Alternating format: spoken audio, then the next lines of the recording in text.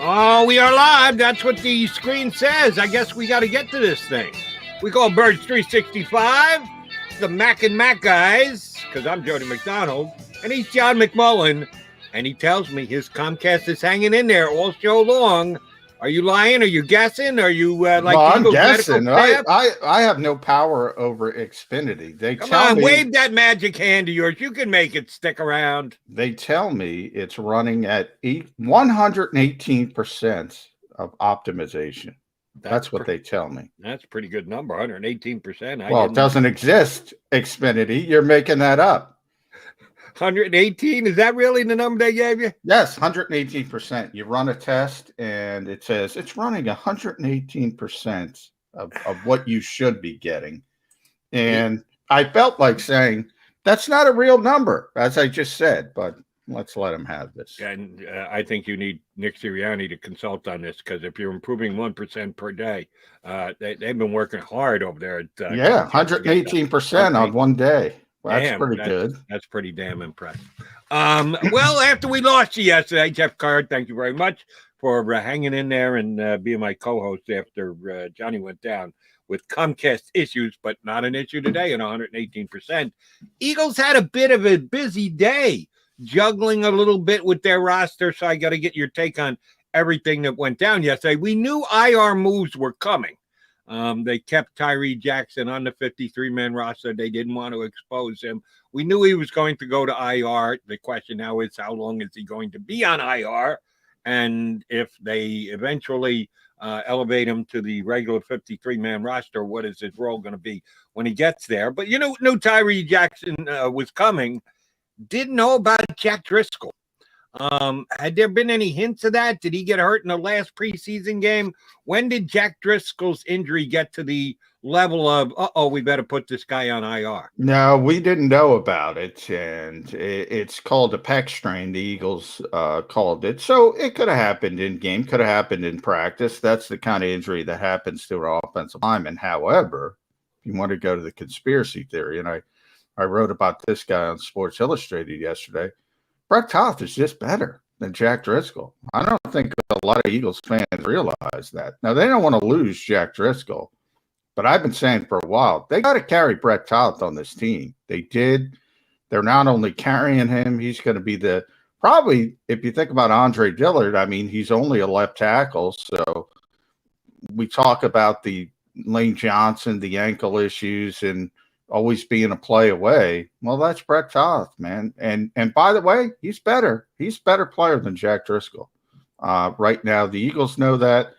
I'm not saying it's not a real injury, but they want to keep both players. They want to juggle the roster. You know how this works. He probably tweaked his pec, and they probably went a little bit overboard and say, all right, let's stick him on injured reserve for now and see what happens. Let me ask you about the comparison between Driscoll and Toth. You saw certainly more than we did being there at practice every single day.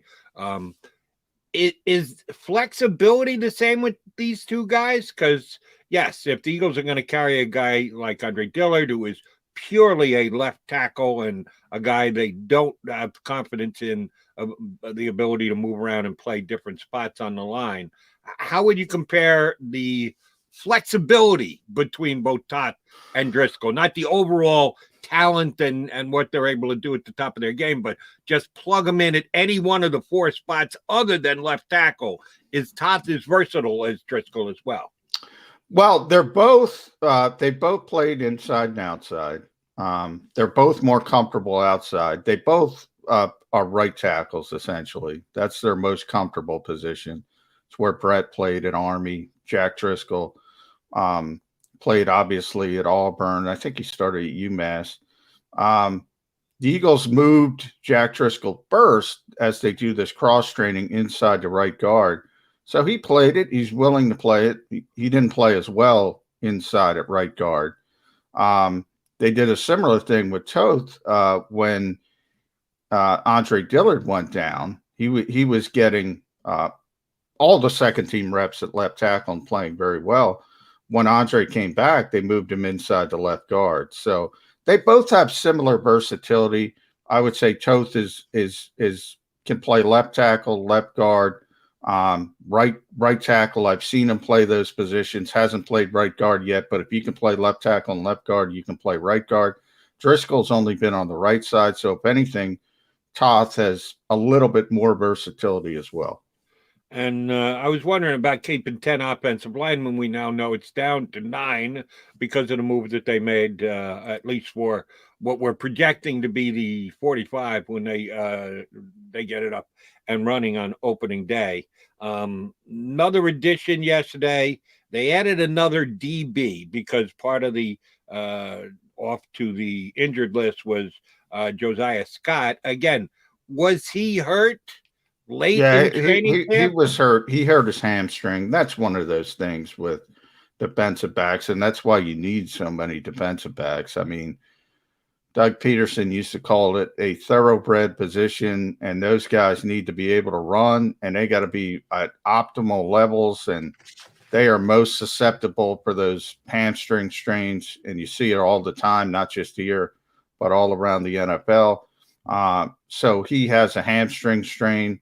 Probably going to be about a 3-week injury. So it's interesting. And they picked up Andre. Let's do this right, Jody. Shashure off waivers from Indianapolis. Somebody Jonathan Gannon is familiar with. I'm told he's got some versatility. He can play outside corner, can play a little bit of safety as well. Even some nickel corners. So they like versatility. He's a little bit bigger. I think that helps. If they're looking at him as a cornerback, and that's what he's listed as, but it was interesting. I was talking to a writer in Indianapolis yesterday. He said he was playing a lot of safety in camp, and the Eagles listed him as a defensive back. So it remains to be seen where they put him. But if they put him at corner, he's got a little bit more size than Josiah Scott or Zach McPherson for that matter. So that could bode well to be a backup on the outside. Or we talked a lot, Rodney McLeod. Look, he's not on injured reserve, so that tells you the Eagles expect him in week 1, week 2, or week 3 because if they didn't, they would have put him on injured reserve. So their thought process is he's going to be back for one of those first 3 games. But, when in those first 3 games? Kayvon Wallace is back at practice, so that's helpful. We know Anthony Harris is going to start and they have Marcus Epps, so they're a little bit shaky there as well from a depth perspective. Now, we brought up a lot over the past couple of days. You can also elevate guys from the practice squad. So Elijah Riley could be in the mix to be elevated on game day in Atlanta or something like that. But this just gives them a few more options, obviously, in the defensive backfield. However, I would say you're coming in less than 2 weeks from the season opener. I can't imagine Andre Shashure is going to be a big part of the plan, other than if he's active, maybe special teams against the Falcons. Understood. And the only thing that surprised me about the move, and I don't know, maybe the Eagles found a diamond in the rough and this kid ends up being a major contributor for him. He was on the scrap heap, so you do have to take that into consideration. And I read a couple stories about several Indianapolis players were a little surprised that he didn't make the team, that they thought guys on the roster thought that he was going to be amongst them. So you read into that what you're going to read into it. I thought if they were looking for someone to step up off the practice squad to add to the roster in the early going in the season, I thought it was going to be Craig James, because we talked so much about James and the fact that he didn't make the roster. You knew as soon as he didn't, they would try and get him back for the practice squad. They did. But I thought there was a chance he was going to rejoin the roster pretty quick. Do you think the reason that the new import from the Colts made it was more flexibility? We're back talking flexibility again.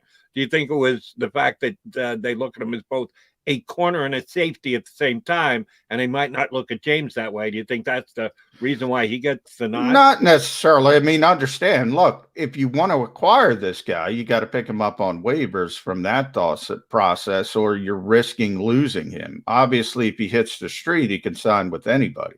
So if the Eagles wanted him, they had to claim him on waivers. If you claim him on waivers, you got to put him on the 53, at least to start.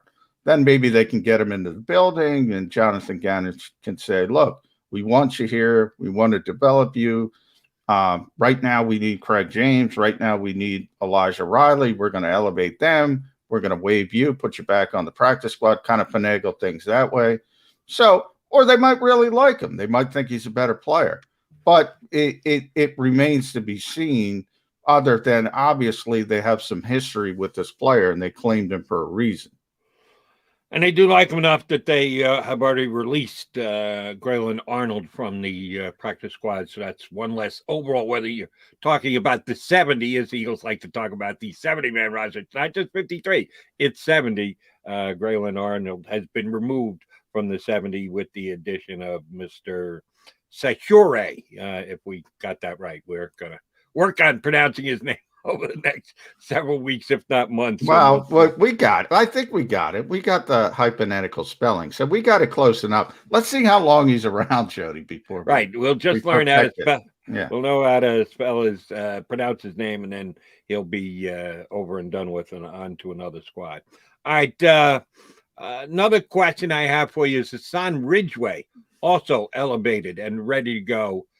Is this even going to stand, or is T.Y. McGill going to be back off the COVID before that first game against Atlanta? Is Hassan Ridgeway going to get an elevation of like a couple of days before they make another thought process deal on him? What do you think of the Ridgeway move? Well, again, procedural. Hassan didn't get elevated. Hassan got re-signed. Hassan was released. He was one of those bested veteran guys. So the Eagles were doing that sort of juggling we talked about, and they brought him back. Now, they still have one open roster spot. In theory, it looks like, as you mentioned, T.Y. McGill is on the COVID list. So it looks like they're holding that spot for him.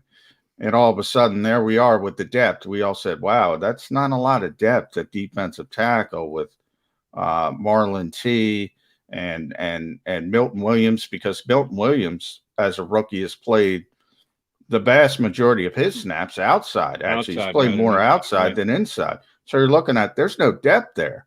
And all of a sudden, 24, 48 hours later, it's going to be Hassan Ridgeway and T.Y. McGill. A perfect example of why there's such a vast overreaction to the initial 53. And we tell people, slow down. There's going to be manipulations. Guys are going to be back. It's going to be fine. And all of a sudden, Ridgeway's back. McGill's going to be back from the COVID list.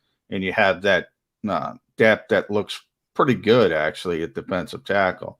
And you could probably, as I said, you can probably get Marlon through waivers if you need to and put him on the practice squad. So there's probably going to be more moves in the coming days, but we're pretty close to having the 53 set for Atlanta. For the first game, because, yes, we are getting dangerously close to that as well. One other move that the Eagles made yesterday that did kind of surprise me was the signing of Nick Eubanks, a tight end from Michigan, to their practice squad. They've got 3 tight ends on the 53-man roster. Tyree Jackson as well, who we know is not ready to go. They put him on the IR, and it's not going to be 3 weeks of IR. It's going to be more like a half a season of IR, and it may turn out to be, because the Eagles medical team doesn't get it right every time. You and I were talking about Alshon Jeffries before the show. It was on the 53 all year long, even though they could have gotten to a half-year IR before Alshon was ever ready to be suited up and get back out there onto the field. So they've got 4 tight ends on the 70 right now. Do they really need a 5th? I'm not sure, unless they think that Eubanks is some great find. Just looking at it from a depth-wise position, that's a lot of tight ends for one. And then we're going to hear the Zach Ertz trade could still come down.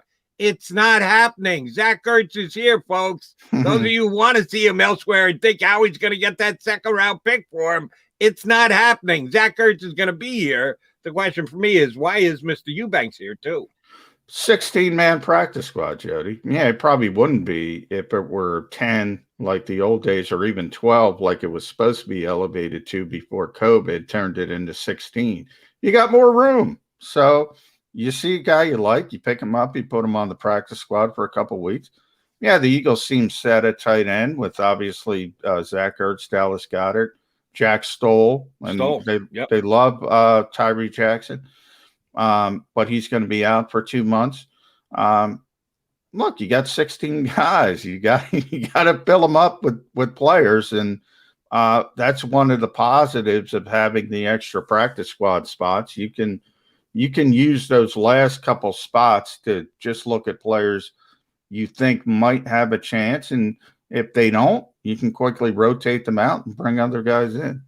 And I don't want to downgrade the issue that COVID-19 is still in our country, because it is. It's still an issue. Back it up 1 year from today, and it was certainly a bigger issue in 2020 than it has been in 2021 for comparable days.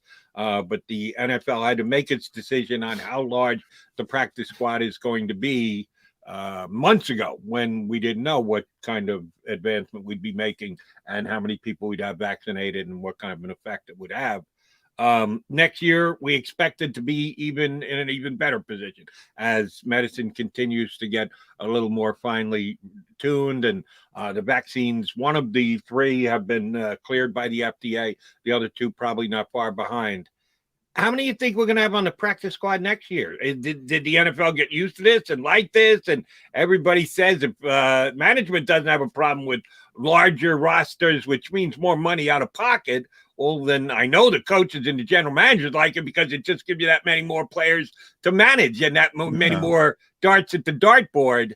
What do you think the practice squad number? And I'm asking you to be a little bit of a scientist here, J-Mac, which I'm not sure is more your wheelhouse than my wheelhouse. But how many do you think they have on the practice squad 2022? Well, the CBA says 12. So ultimately, I think it'll bounce back to 12. But I do think you're right. I mean, everybody seems to like it. The coaches like it. They love to liberalize. The personnel people love the liberalized IR rules. I mean, they're so much better than they were before.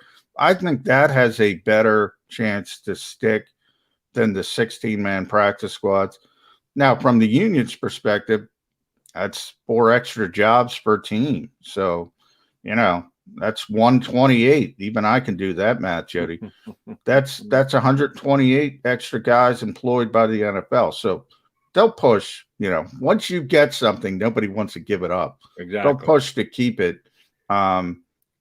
Ultimately, it's 12 in the CBA, and I think they'll default to that.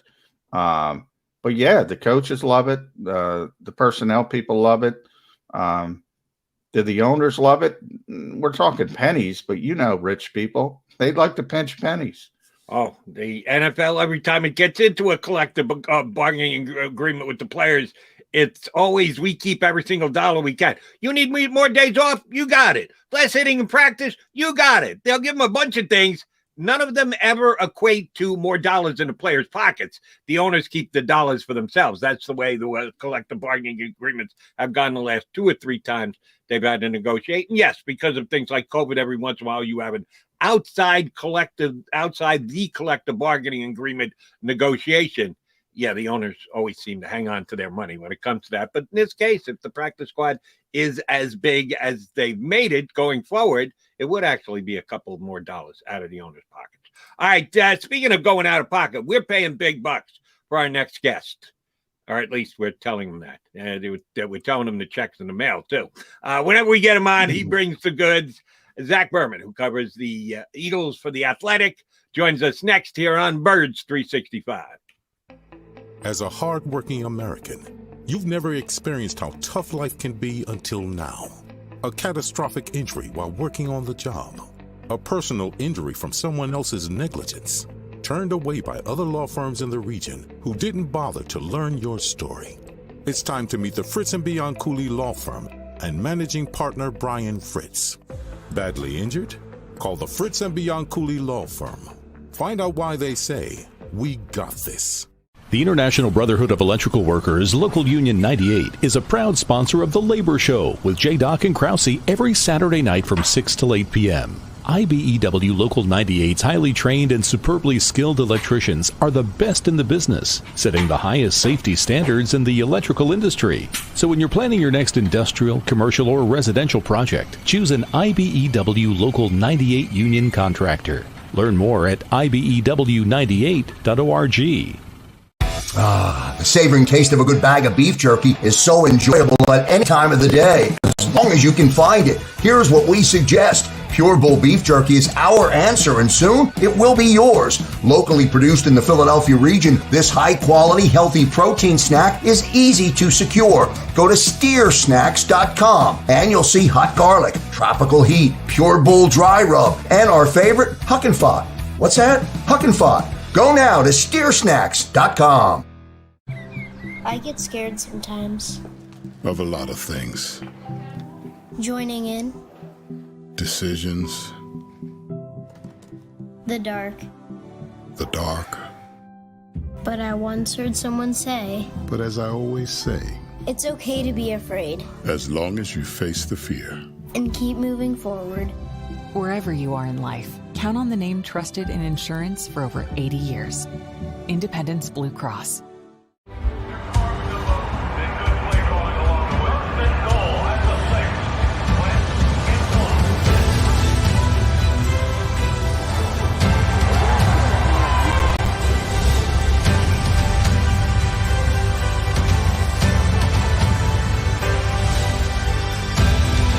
On the field of life, First Trust Bank is there for you.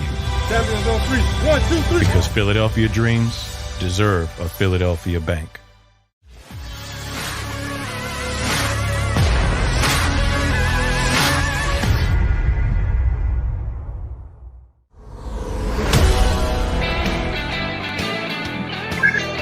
It is the week before. Here on Birds 365.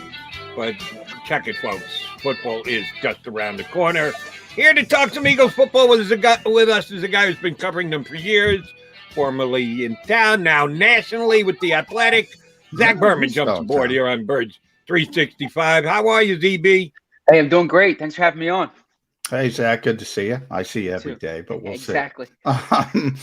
I do want to start with Zach Ertz because you did a wonderful job kind of encapsulating the entire drama, soap opera, so to speak, when we all thought, I think, really it was 100%. We thought Zach Ertz had played his last down for the Philadelphia Eagles. All of a sudden, we fast forward. We're just over a week away from the season opener. Zach Ertz is here. Zach Ertz is going to be a big part of this offense.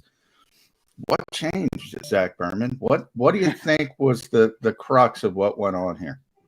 Well, two things I would say. First off, the Eagles obviously had a price that was set, and they weren't going to give him away. They weren't going to release him. Their price had to be met, and it seems that price wasn't met. So that's one end of it. The other end of it, it seems to be deliberate from Zach Ertz's perspective, and he spoke about this, is there is a playbook, if you will, for disgruntled high-profile athletes to, for lack of a better term, use the scorched earth approach, right? And he said the term he used is some people want him to burn the city down, right, or burn it down. That's an approach that can be effective, where in essence, players operate their leverage, use their leverage to make it an untenable situation for the team and the player to coexist. And Zach Ertz did not do that. He was notably frustrated last year, right? That's not a secret. And he was honest. He said this time last year, going into week one, if you want to juxtapose this year to last year, he said he wants to end his career here. He doesn't think the feeling is mutual, right? Or something along those lines. And John's talked about this in terms of the discord between him and Howie Roseman leading up to week one last year. He was not particularly happy last year. And he said he made a deliberate choice not to leak anything this year, not to ruffle feathers, that if he's going to be here, he's going to accept it. And that seems to be what it is. From his perspective, he's accepted that. He says he's having the most fun he's had in a long time. I think a big part of that is he's healthy. Now, it's easy for us to say this on September 3rd when it's just training camp practices. I think the real test is going to come when they have, let's say, 75, 80 snaps a game to allocate. And how do you split it up between Dallas Goedert and Zach Ertz without being a heavy 12 personnel team? We'll see how it does shake out. That is going to be very interesting on how the new head coach deploys his players Scorched earth. What do you mean, like Ben Simmons? Yeah, never mind. Yeah, That's sure. for another show and another place at another time. Zach was open to mending fences. Someone had to, from the Eagles' perspective, be part of that mending fences process as well. All Nick Sirianni, tight end coach, teammates, who helped get these two parties back to a position where Zach Ertz could come in, do an interview, you guys like saying, this is the most fun I've had in years. We need to give credit to both sides, certainly Zach himself, who on the Eagles side. Well, first off, I do think Nick Sirianni wanted him here, right? I think Nick Sirianni saw the talent that Zach Ertz has. And as an offensive coach, as a former pass catcher himself, I think he knows the value of someone who's proven he can get open. So that's part one. And then, I don't have all the particulars here, but as Zach Ertz said, there have been apologies. There have been fence mending here. They figure out a way to reconcile this. And the reality is this is the only franchise where Zach Ertz has ever played. And they've rewarded Zach Ertz over his career. Now they haven't rewarded him with that third contract or that big contract extension that he was hoping when George Kittle and Travis Kelce got theirs last year. But the relationship between the Eagles and Zach Ertz has been a solid one for most of these past 8 years. So I think there was a cooler heads prevail component of it as well. Yeah, Zach, I think the most astute part of your article, and everybody should read it at The Athletic. I think you guys are still doing the preseason sale, so everyone should subscribe to that. But Zach, you pointed out, look, when you talk about forgiveness, that means there's something to forgive. When you talk about apologies, that means there was something to apologize before. So I do want to give credit to Nick Sirianni. And I want to throw this out there to see if you've noticed the same thing. Nick obviously talks about his core values all the time. Number one is connect. Almost every day, I would say, I've been there every day. You've been there every day. I noticed Nick Sirianni talking to Zach Ertz a little bit longer than, he does a lot of client handing. He spends a lot of time with Zach Ertz. I got to give Nick Sirianni some credit for this. Am I overstating that?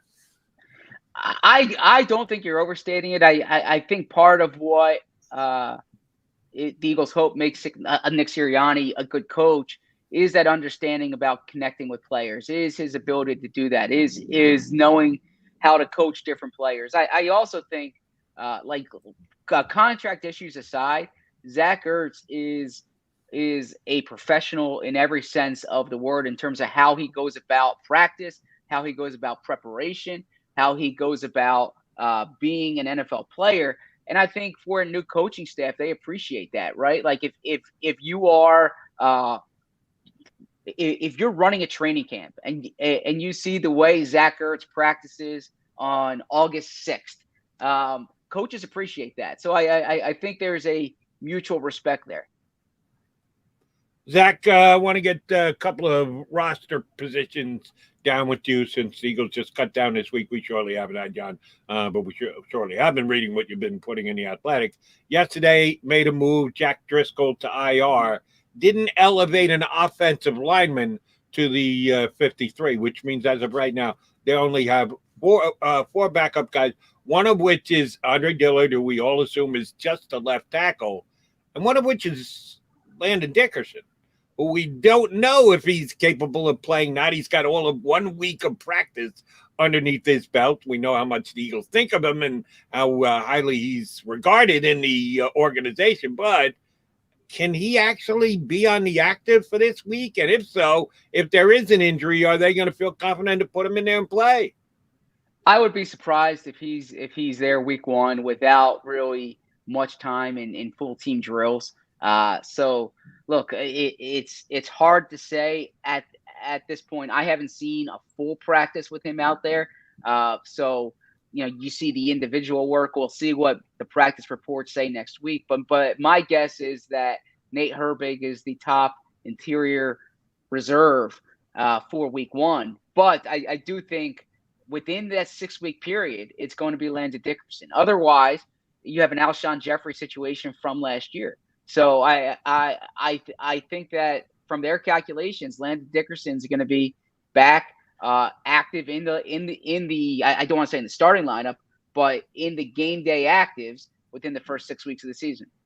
Now, I think one of the most surprising players in camp, Zach, has been Brett Toth, and I think people don't realize how much the Eagles like him, how much the Eagles value him. All of a sudden, we get to the final 53. Not only is he there, but Jack Driscoll goes to IR. He's been playing left tackle. He played right tackle in college at Army. That's his natural position. He played left guard. Is he going to be the swing tackle week 1? He could be, right? Now, it depends what you do with Dillard. Now, the extra game day active spot for offensive lineman means you potentially have both up. But I would imagine Dillard is active. I don't think Dillard would be inactive. But because Toth can play both sides, you are right about that. That is something to watch. And I like what you said about Toth in terms of people not knowing how much the Eagles like him. As a case in point, if you want to know why the Eagles cut vested veterans like Jordan Howard this year and Raven Clark and some of these other guys who they brought back to the practice squad and maybe kept some of these players on rookie contracts who were not standout performers during the summer, look at Brett Toth in 2019. The Eagles waived him at cuts. They thought they were going to get him through to the practice squad. And they were none too pleased when Arizona claimed him. And they are very cognizant of not losing young talent that a year from now, 2 years from now, they think can be rotational players. So I think Brett Toth is an example of that. All right, let's talk about Eagles and roster moves, and very wary of losing a guy. I don't think J.J. Arcega-Whiteside fell into that category, but maybe you do, and that's why I'm going to ask the question. He makes the roster. Fulgham doesn't. Hightower doesn't. I don't think anybody thought Hightower was in the mix, but Fulgham had that really solid 4-game run last year. Is J.J. Arcega-Whiteside still on the 53? Because, yeah, they thought they would lose him if they put him out there and couldn't bring him back to the practice squad the day they did, the same way they did with the 2 previously mentioned wide receivers. Is it the fact that they think this is it? This is the breakout year. He's actually going to live up to that second draft round status, or because he's become such an outstanding special teams player, or so we've been told. I haven't necessarily seen that from my own 2 eyes. Why is J.J. Arcega-Whiteside on this roster? Well, I don't think it's I've seen fans say that they don't want to get rid of their former second-round pick, and I don't think that's the case. I think they've accepted, for lack of a better term, the sunk cost element of that pick, right? I think there's a few things here. If it was me putting the roster together, I probably would have kept I would have kept Fulgham because he has demonstrated performance in games. But if you're going to get up there and you're going to talk about competition like Nick Sirianni has and some new staff, J.J. Arcega-Whiteside has been better, has been more consistent, has been a better practice player during the summer. And that should matter, number one. Number two, Travis Fulgham was a top 3 receiver at the beginning of camp. He's not anymore, right? If you're receiver 4 or 5, special teams matters. And JJ, for his part, he's essentially become Matt Collins here, right? Where he'll help out on special teams, and he's a big body receiver for you in a depth role. And JJ, for whatever criticism is levied against him, and from a performance perspective, it's fair. He is a hard worker. He is a guy that cares. He is a guy that does the right things Monday to Saturday. And that matters when you're talking about the number 5 receiver. So I think those factors are why he's on the team. I think he earned a spot on the team as the number 5 receiver. He hasn't earned a spot to be a starting receiver, which is what they drafted him to be, but he's earned a spot to be a depth guy for them. All right, Zach, going back to what you said about Brett Toth, the Eagles were none too pleased when they lost him via waivers. The Eagles picked up a player via waivers yesterday that Jonathan Gannon is very familiar with from his time in Indianapolis. Don't want to butcher his name. Andre Shashure, who's a defensive back coming in from the Colts. Now, I talked to a couple of Colts writers. They thought he was going to make the team out there. A little bit of versatility, can play corner, can play safety. You think this is just a flyer? Do you think this is a significant plan? Obviously, it's difficult to get him up to speed this close to week 1 of the regular season. Is this going to be a roster juggling scenario? He'll eventually end up on the practice squad. What do you make of that waiver claim? Sure. Well, I think the familiarity with Jonathan Gannon certainly helps. That's a position that I thought the Eagles would look to address post cuts. I thought they would look DB, defensive line. They brought back Ridgeway, and then potentially wide receiver or in the backfield. And there's still time there. But no, I think he's someone who can help them with depth. He has versatility. The Eagles are light at cornerback as it is, and Josiah Scott's hurt, so it makes sense for them to add somebody. I frankly don't know much about him as a player, but I heard the same reports you have in terms of he looked really good in Colts camp, and certainly after a year with Gannon in the room last year, the Eagles have a degree of insight on him. All right, Zach, you got to see, like everyone else, 3 preseason games, but you guys got to see all the snaps in the joint practice games, which the Eagles at least verbally put a lot of emphasis on and weighed heavily in decisions and roster making. I need your interpretation of the play calling on both sides of the ball. We probably spend that much more time offensively, certainly ready, willing, and able to second guess after the fact on play calling. Nick Sirianni arguably kept it very vanilla in preseason. They don't want to tip their hand. They don't want to show their stuff, but they do want to get enough work in that they can evaluate their own players and the ability to do what they're going to call when the season starts this Sunday. Jonathan Gannon, same thing on defense. There were certain things he was going to do, certain things he wasn't going to show. Give me the Zach Berman rating on the play calling of both the new play caller, the head coach, Nick Sirianni, and the guy who's going to call the defense is Jonathan Gannon so far. It's a good question, and the truth is it still is incomplete. And the reason I say that, even after watching the joint practices, is you start to get a sense of their scheme. You know, for instance, on defense, they're going to be multiple in the truest sense of the word. They're going to have more different types of packages than you've seen from, the Eagles in the past. I think on offense, you're going to see a lot of pre-snap movement. You're going to see them mix and match personnel. You're not going to see a dedicated slot receiver, for instance. I think you're going to see guys move around. With all that said, I think more so than in the past, they're going to be matchup dependent. Right. And you hear that sometimes with the Patriots, for instance. I think they're going to be a team that, because of the flexibility that they've tried to create on both sides of the ball, they might look different against Atlanta than they would against San Francisco. And so what I haven't yet seen is Nick Sirianni put a plan together for the defense they're facing. And I think that's critical. There are, I think Nick Sirianni has been impressive in a lot of the things you look for in August. But what I haven't yet seen is him as a play caller, him as a game manager. And those are 2 big variables that I frankly, those are the 2 big things that I'm most fascinated to watch when they get out there on Sunday against Atlanta. Well, let's talk about the offense. And obviously we focus on the quarterback, and we'll get to Jalen Hurts with you, Zach. But we did mention a little bit about the receivers with JJ, but he's the number 5 guy. When you look at the top 3 receivers on this team, a lot of speed, a lot of athleticism, maybe more than ever for the Philadelphia Eagles as a franchise, but also there's uncertainty. I mean, we're talking about a rookie who has unbelievable talent and 2 second-year players who don't have a lot of what you say demonstrated performance. You and I have been covering this league long enough to know when you have a lot of questions, maybe some are answered positively, but not all of them. There's going to be some negatives. So How much does that concern you with so much uncertainty at the wide receiver position? It would concern me if they didn't have what they have at tight end and they weren't going to use their backs the way they are in the backfield. Frankly, I'm more fascinated to see if they use the receivers the way I think Nick wants to use his receivers, right? He's a former wideout himself, like I think they wanted to be more of an 11 personnel team, but like you mentioned, if we wrote down the top 5 skill guys, there might be one wide receiver on that list, right? And that's Devontae Smith. So on a play-to-play basis, how many wide receivers are you going to have on the field? If you want to be 11 personnel, so if you want to have 3 receivers on the field, who's coming off?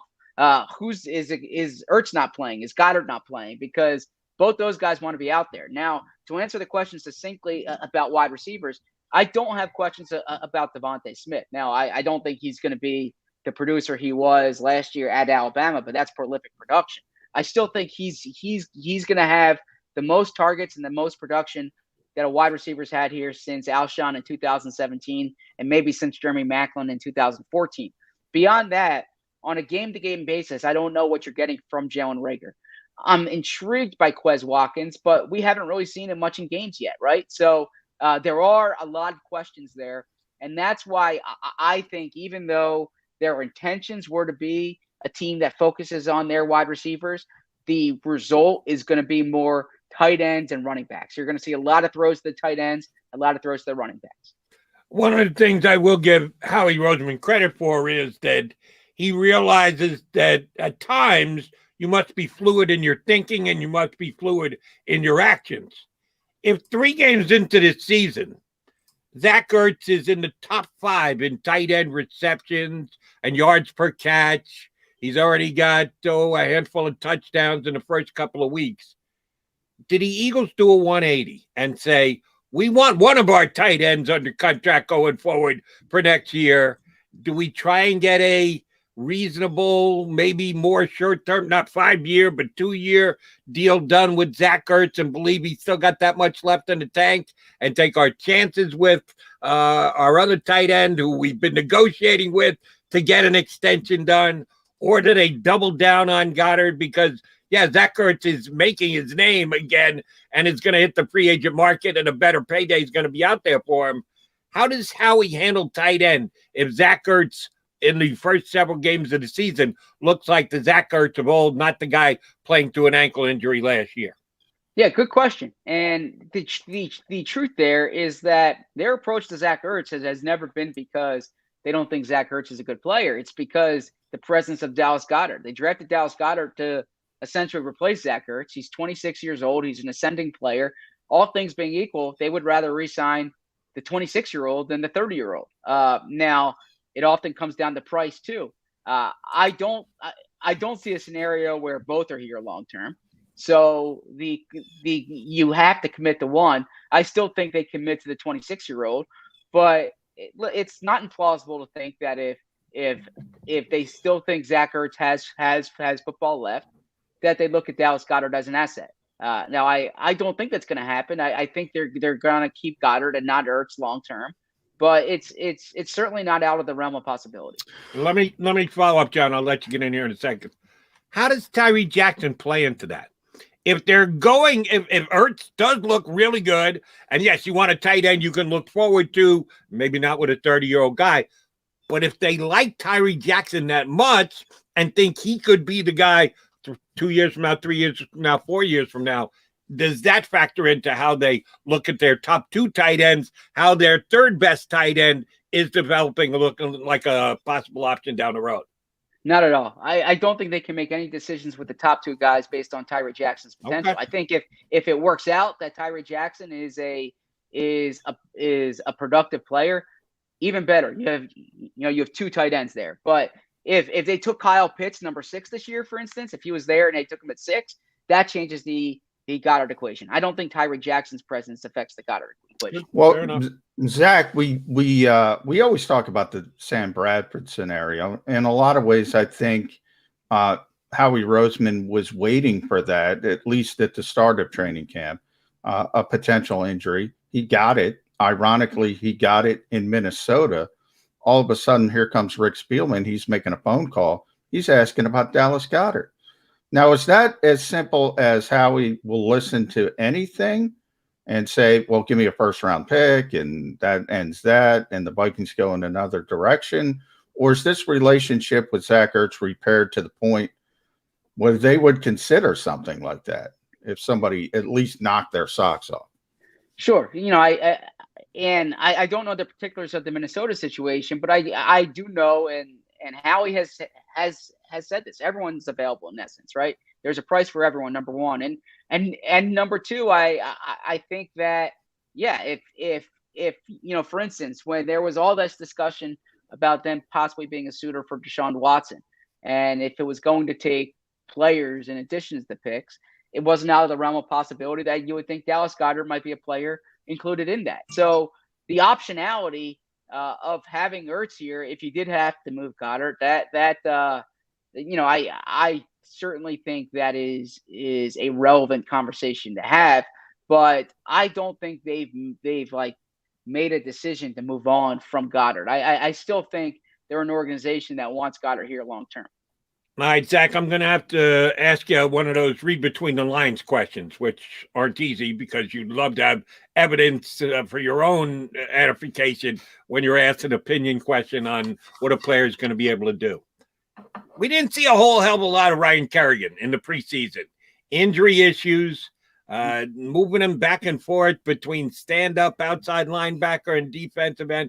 I know what I saw last year with him, and I thought he was an excellent sign by the Eagles, but I'm not even sure how he fits into the mix. As of right now, going into week number 1, we assume he's going to be cleared. We assume he's going to be one of the active players that week.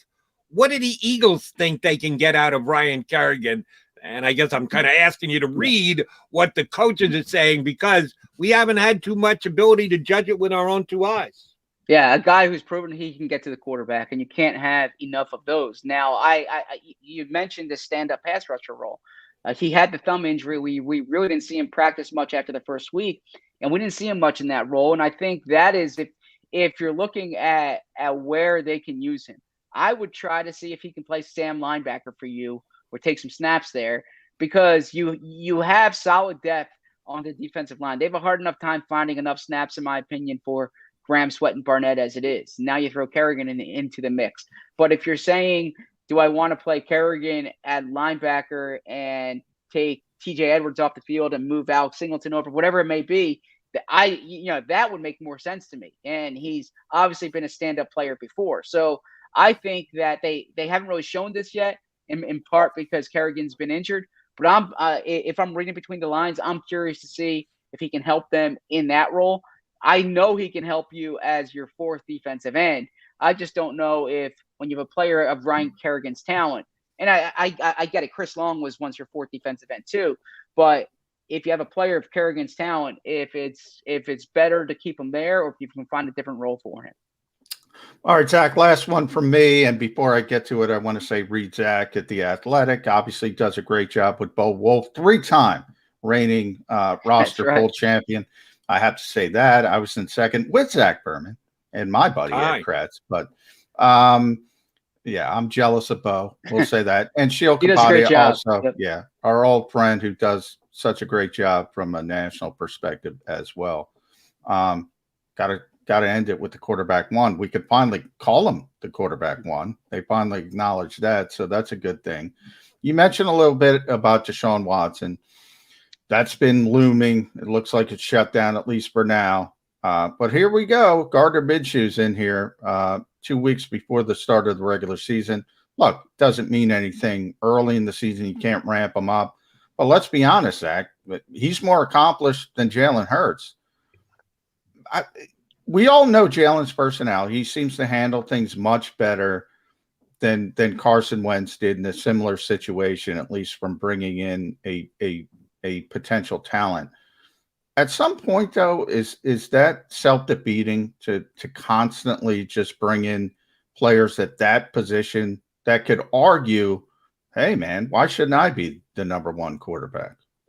I don't think so. I mean, fundamentally, if you're getting a player like Minshew, with what he's done in his first 2 years for a 6th-round pick, and he's under contract through 2022, that's a no-brainer for you. That he's at worst, he's your backup quarterback next year. So it makes sense in that regard. I think the organizational investment in Jalen Hurts as a 2nd-round pick and the organizational investment in Minshew, it's considerably different. So they've shown Hurts what they, by investing a 2nd-round pick, they've shown Hurts what they thought of him. Now, but let me jump in real quick, Zach. The investment was different last year as well. And this is what I talk about in a vacuum. You're right. Look, guy with that kind of talent for a 6th-round pick, no brainer. But we've already seen the mental part of it, the human part of it, where it can affect starting quarterbacks. A lot of teams in this league believe, look, the backup should be there to support the starter, and certainly the 3rd stringer. I don't know if the Eagles believe that. Is that fair or unfair? No, that is fair. And clearly that was a calculation that the Eagles made last year that did not work out at all, right? Now, Carson Wentz and Jalen Hurts are different quarterbacks in different situations. I would say that Jalen Hurts hasn't yet established himself as the long-term quarterback here. I still think the Eagles want that, the options at that position. I don't think they're viewing Minshew as a guy who can be their franchise quarterback. So I don't know if that's legitimate competition for that title, but I don't think they're operating as if let's not ruffle Jalen Hurts' feathers. Like, if anything, Jalen Hurts is on a 1-year tryout to show that he can be that quarterback. Otherwise, the Eagles are using their draft picks and their cap space next year to replace him. So the reality is that if Jalen Hurts is worried about Minshew being here, he won't like what could potentially be coming down the pike, right? And I think Jalen Hurts is, if anything, he's dealt with this before, right? I mean, he got replaced at Alabama by Tua, and he's been in this spot. He is competitive. I think he understands the way this works. There hasn't been that type of like convincing organizational commitment to Jalen Hurts yet, but I don't know if Jalen Hurts has earned that convincing organizational commitment yet. So I really think that's the big storyline this year is, can Jalen Hurts become your guy long term? All right, Zach, last thing for me will be a statement, and then I need you to tell me, Jody, take the green-colored glasses off, or you got a point there, kid. I actually believe it's advantageous for the Eagles to be on the road here week 1 because Nick Sirianni is coaching in his first game. I don't know that there's a home stadium advantage for a new coach. He is new to him anywhere, can be anywhere on the planet. It's still going to be his first game ever. There are things he's going to have to know, hurdles he's going to have to get over. Get the road game out of the way, because Eagle fans have been known to second guess before. And if his play calling isn't getting first downs in the first period of the first half, he might actually hear about it from the Eagle fans before the first half is over. I think it's a plus that the Eagles are on the road week 1. Too much optimism, too much glass half full guy, or do I actually have a point to make there? Well, all things being equal, I would rather be at home than on the road, right? And especially, you want to start the season 1-0. There's a difference there, especially for a first-year coach. And, watching that Ohio State-Minnesota game last night, you see, the difference in a game when the crowd's there. It just changes the environment.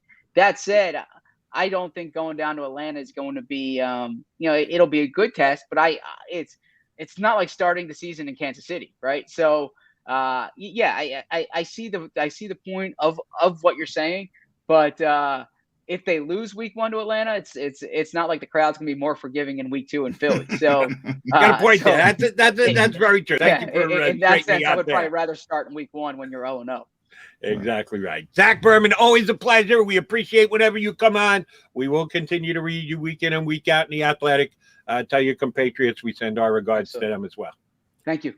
Zach Berman of The Athletic here with us on Birds 365. All right. Mac and Mac guys, Johnny Mac, Jody Mac. We'll come back. We still got a lot of Eagles conversation to go here on this Friday edition of Birds 365.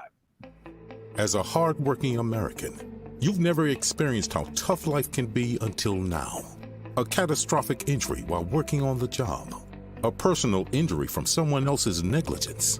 Turned away by other law firms in the region who didn't bother to learn your story. It's time to meet the Fritz & Bianculli Law Firm and managing partner Brian Fritz. Badly injured? Call the Fritz & Bianculli Law Firm. Find out why they say, "We got this."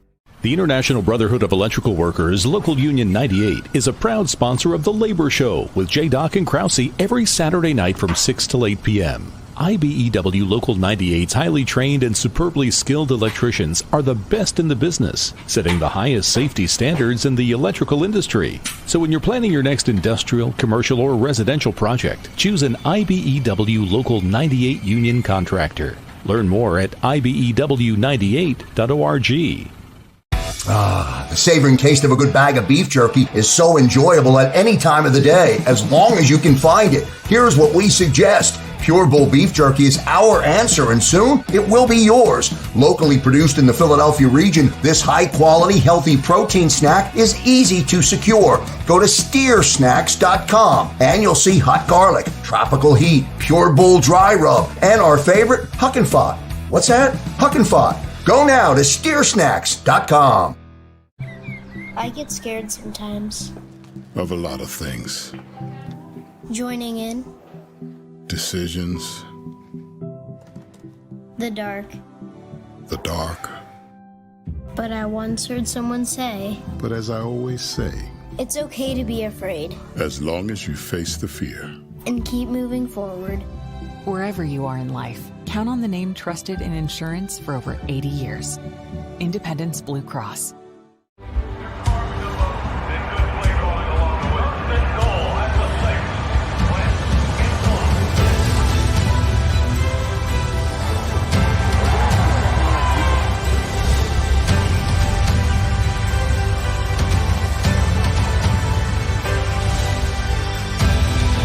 On the field of life, First Trust Bank is there for you. 7-0-3. 1, 2, 3. Because Philadelphia dreams deserve a Philadelphia bank.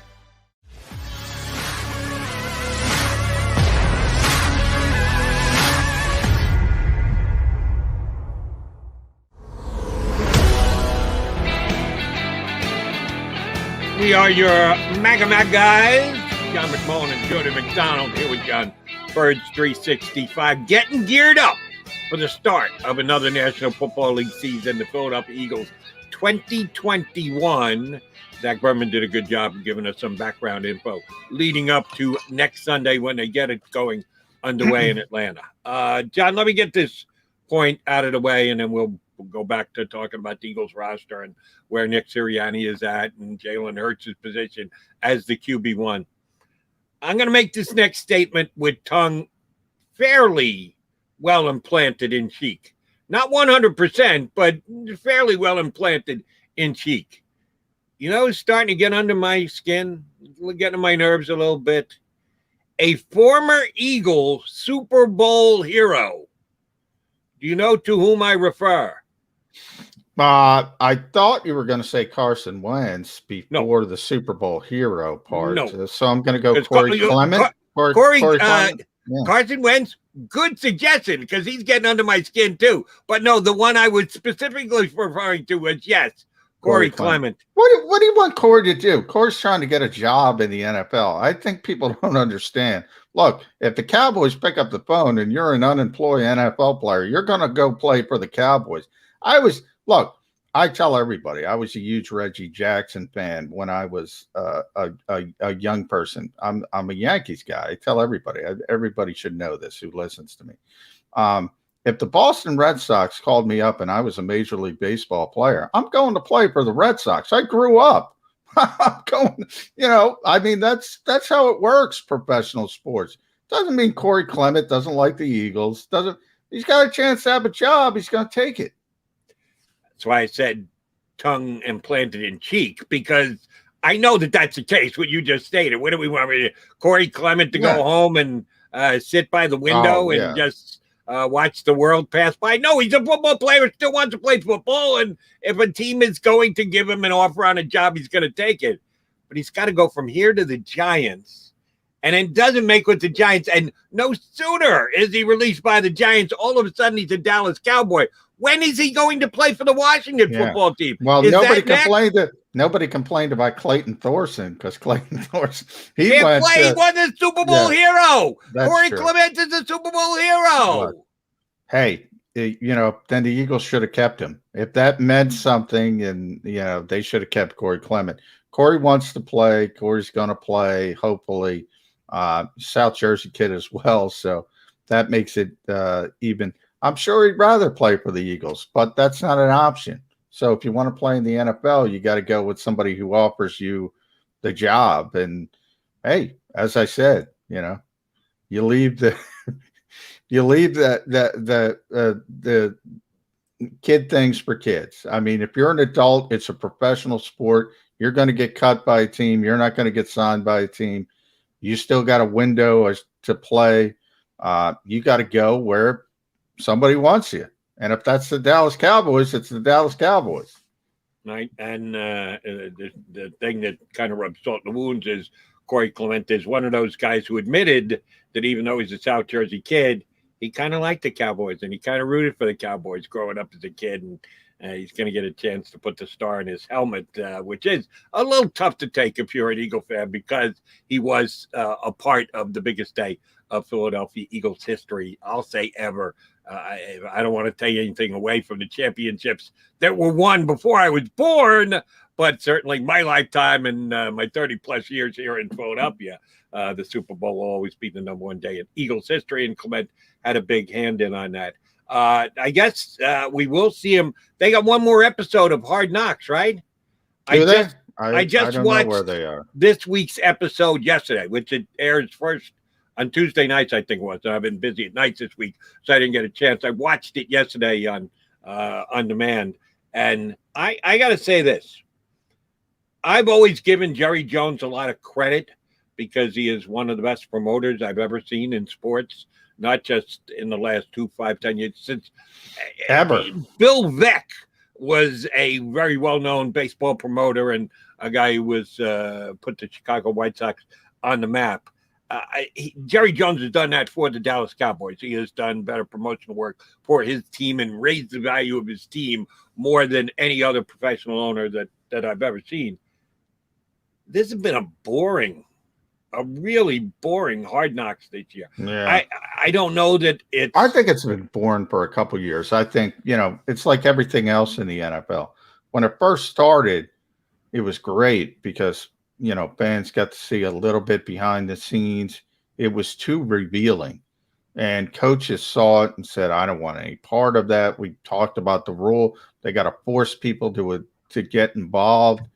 It's everything in the NFL. Everything is secretive, and anything taking the curtain back, they don't like. So it gets more, it gets boring. It gets boring because they don't show you as much. They don't give you as much. And it's not interesting. And that's why people have criticized the show to begin with and said, it's kind of jumped the shark anyway. I think that happened probably 4 or 5 years ago, to be honest, Jody.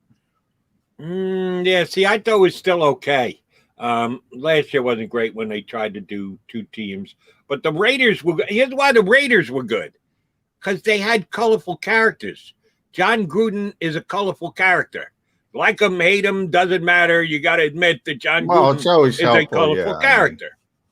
Like, if you followed Gardner Minshew around with a camera, you'd have some fun. So it's always good when you have a colorful person, as you mentioned. Yeah, that helps. I mean, if somebody's got a big personality, they got a big personality, and they're going to show off, and that's going to be entertaining versus – but, I mean, from a football standpoint, they want to hide everything. They want to hide everything. They act like they're, CIA-level intelligence. Oh, the Atlanta Falcons. We can't show the Atlanta Falcons anything. And, by the way, the Falcons are I'm not picking on the Eagles. Falcons, we can't show the Eagles anything. Clutching their pearls. How could we prepare for week 1 if the Eagles read about the 3rd-team tight end in the Philadelphia Inquirer? That's how these teams think. It's astonishing at a certain level.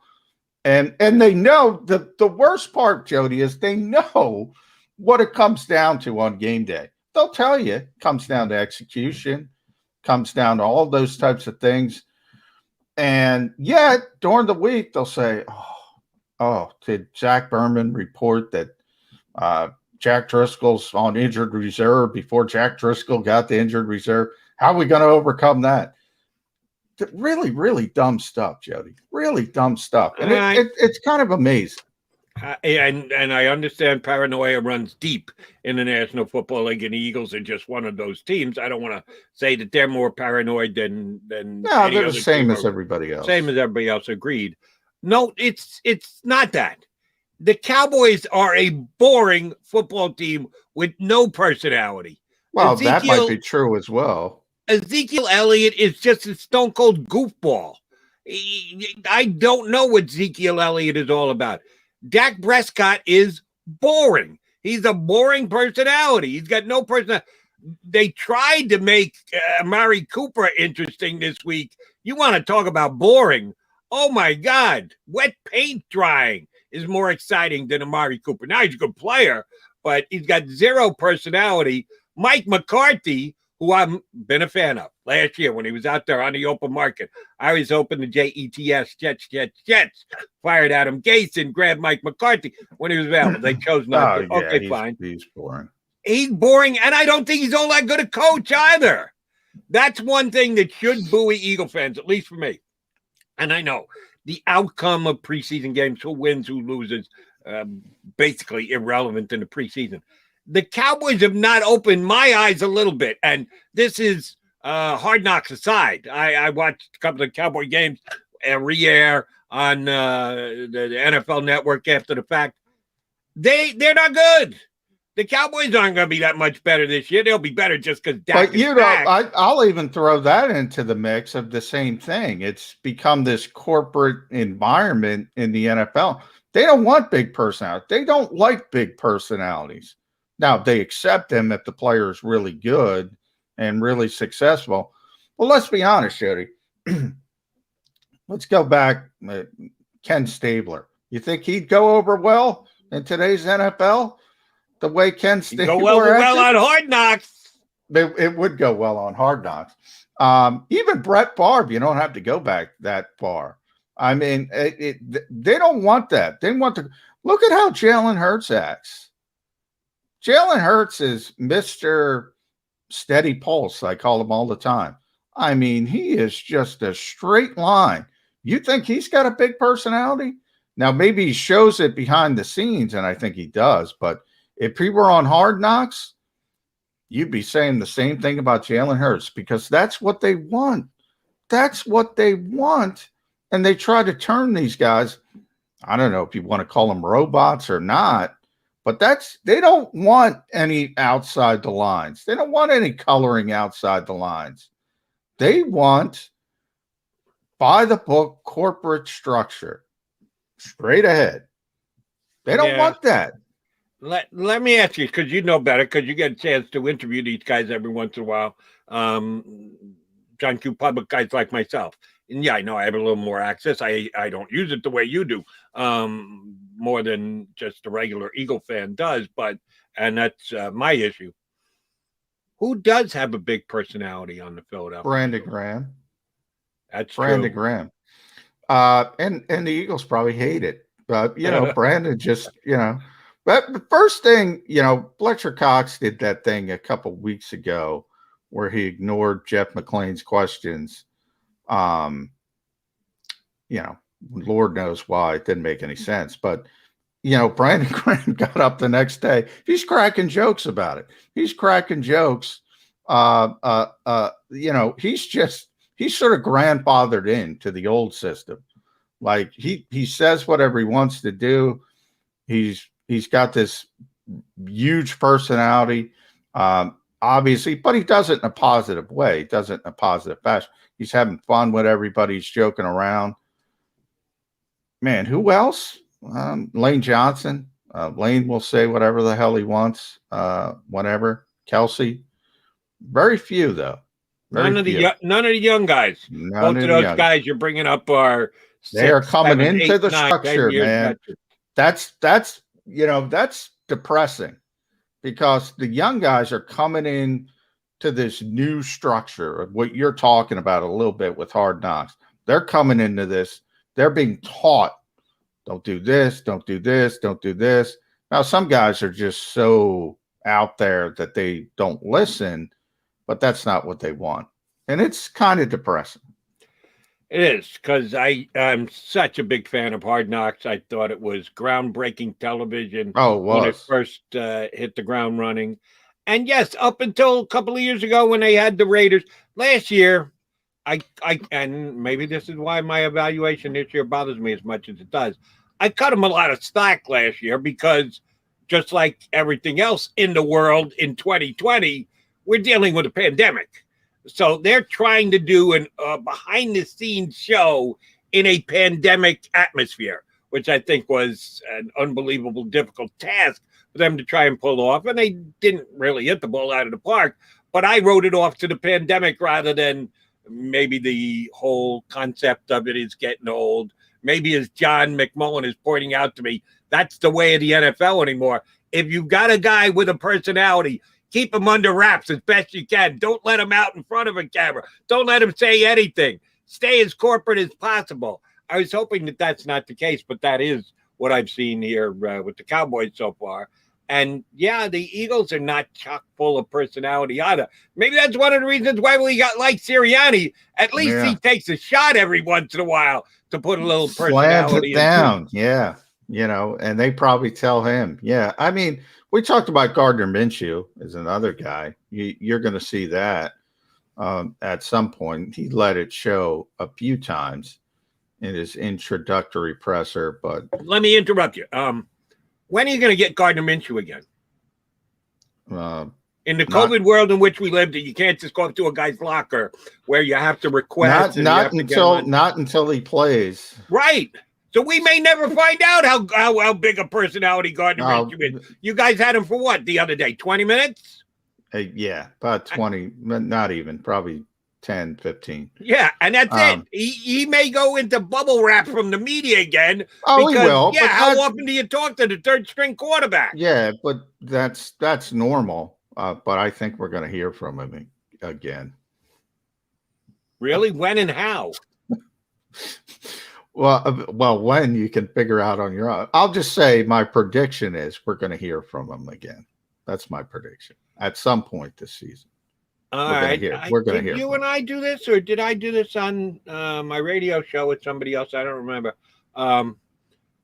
If we agree that at some point this year, Gardner Minshew is probably going to become the number 2 quarterback of this team, assuming Jalen Hurts' health and that he's good to go, he's the starter through the first 10. We won't even don't want to jinx it by going, he'll be there every game 60.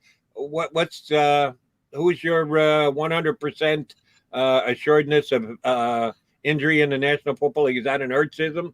That is an Ertzism, yeah. Zach Ertz says that. So to think that Jalen Hurts will never have to come off the field this year is probably a little overly optimistic. But for the basis of this point and conversation, he plays the first 10 games.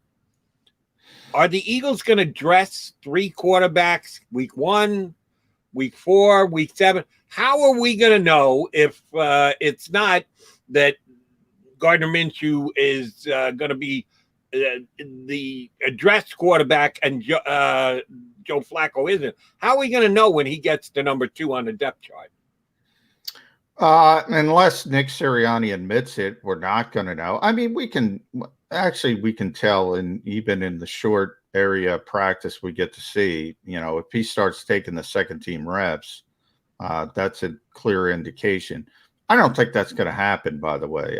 I've said pretty consistently, but Joe Flacco's Joe Flacco. I talk about the difference between, to use Zach's term, demonstrated performance between Gardner Minshew and Jalen Hurts. Well, Joe Flacco's demonstrated performance trumps them both by a power of 10.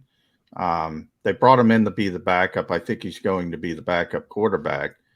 I think the curveball is if Jalen Hurts has a significant injury and is going to be out for a significant period of time, I think then you rethink things and say, okay, do we want to go forward with Joe for the rest of the season? Do we want to go forward with Gardner? I think that makes them rethink things. But if he sprains his ankle in the second quarter, it's going to be Joe Flacco.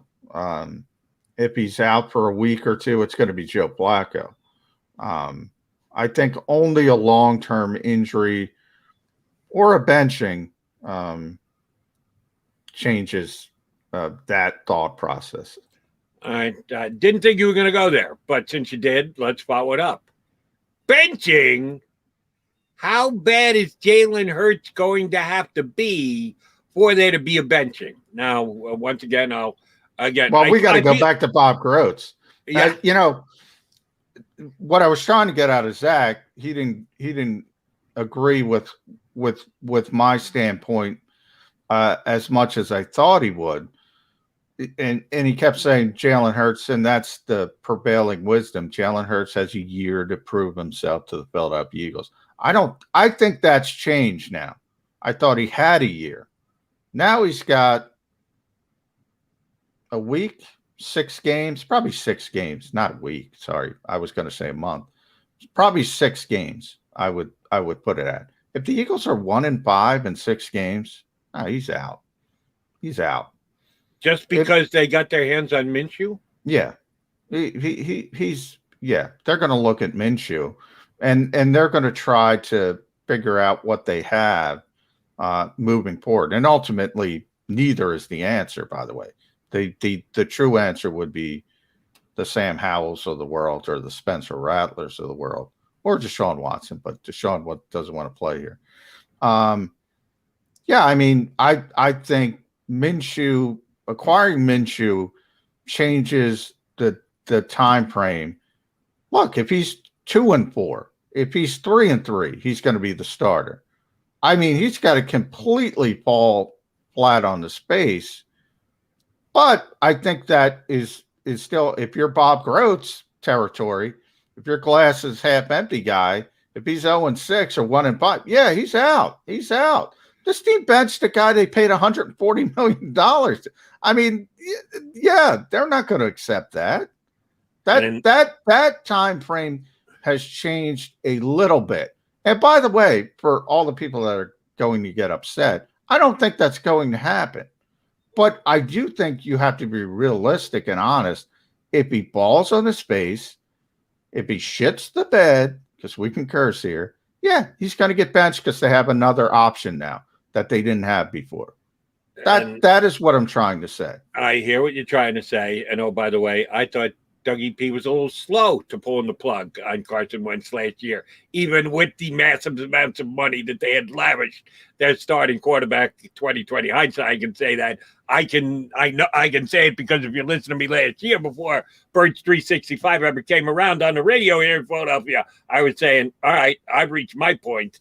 He's over my limit. I would pull the plug on Carson Wentz a week before Doug Peterson did. So it isn't just the fact that I'm looking to take Jalen Hurts back here. You got a point, John.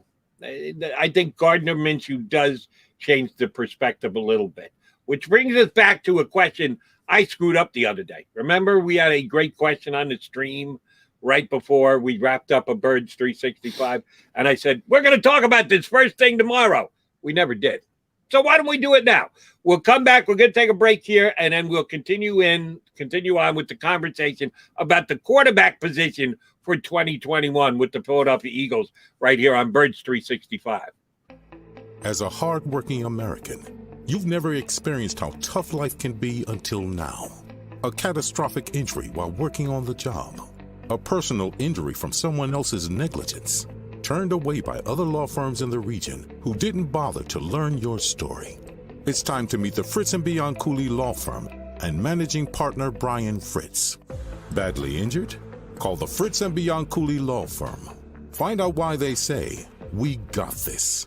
The International Brotherhood of Electrical Workers, Local Union 98, is a proud sponsor of The Labor Show with J. Doc and Krause every Saturday night from 6 to 8 p.m. IBEW Local 98's highly trained and superbly skilled electricians are the best in the business, setting the highest safety standards in the electrical industry. So when you're planning your next industrial, commercial, or residential project, choose an IBEW Local 98 union contractor. Learn more at IBEW98.org. The savoring taste of a good bag of beef jerky is so enjoyable at any time of the day, as long as you can find it. Here's what we suggest. Pure Bull beef jerky is our answer, and soon it will be yours. Locally produced in the Philadelphia region, this high-quality, healthy protein snack is easy to secure. Go to steersnacks.com, and you'll see hot garlic, tropical heat, Pure Bull dry rub, and our favorite, Huck and Fod. What's that? Huck and Fod. Go now to steersnacks.com. I get scared sometimes. Of a lot of things. Joining in. Decisions. The dark. The dark. But I once heard someone say, But as I always say, it's okay to be afraid. as long as you face the fear. And keep moving forward. Wherever you are in life, count on the name trusted in insurance for over 80 years. Independence Blue Cross.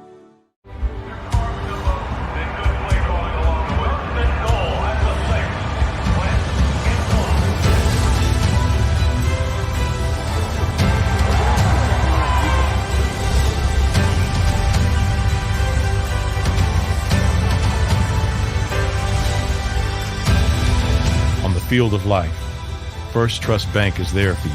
7 on 3. 1, 2, 3. Because Philadelphia dreams deserve a Philadelphia bank.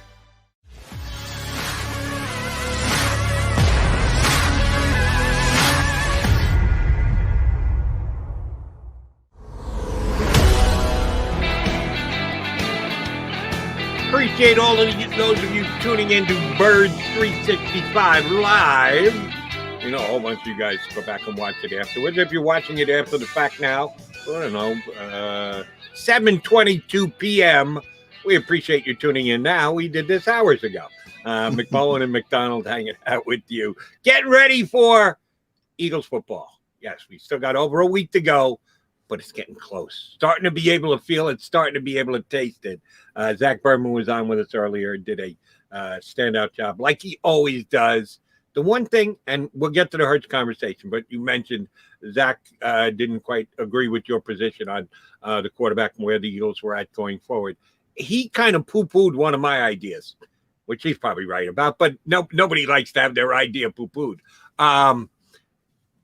You and I are both big Tyree Jackson fans. We've been damn close to wowed by what the guy flashed during preseason and very bummed that we didn't get a chance to see that much more because he got injured and the Eagles didn't attempt to get him through waivers. We talked a lot this last weekend change about, can you get him through? Will somebody claim him? And some people overemphasize. How many players were picked up on waivers again, John? For the entire league, 32 teams. How many guys were claimed on waivers? Well, 27, the 27. original. Now it happens, it continues every day. People get put on waivers, but the original cut down, 27 from that. So from the big 80 to 53 move, the final number was 27. 27 for 32 teams.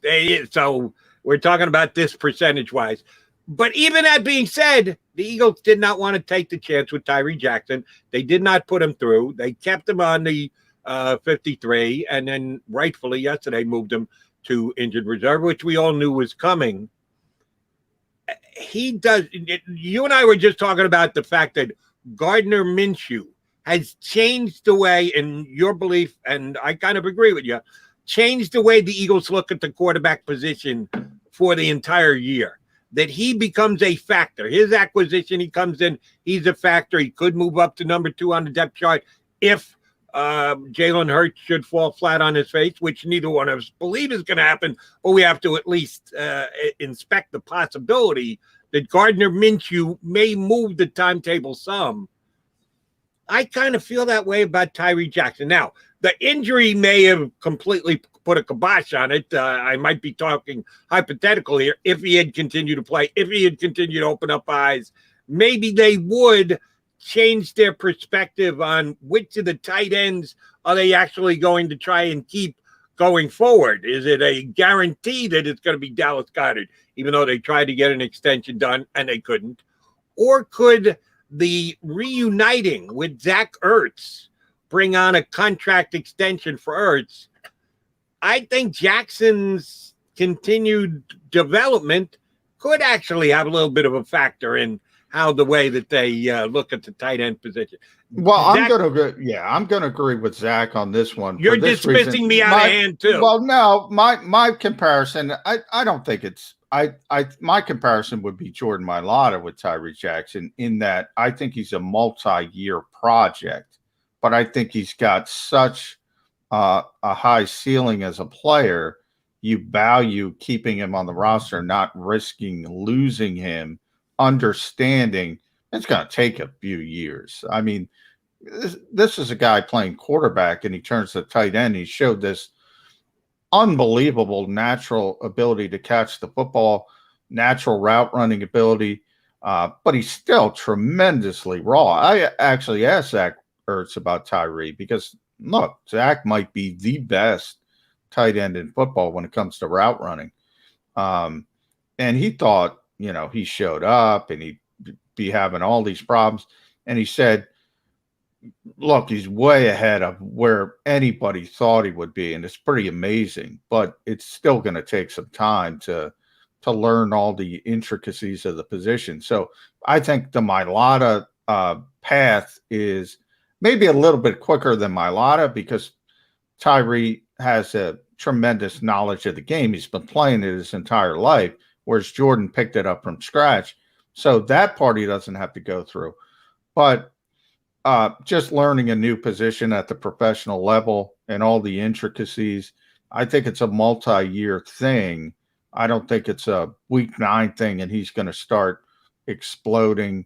But, from an athleticism standpoint, if you want to throw him out there when he's healthy and you want to scheme something up and the coaching staff does a good job with that, he could make a play or two just because he's so athletic.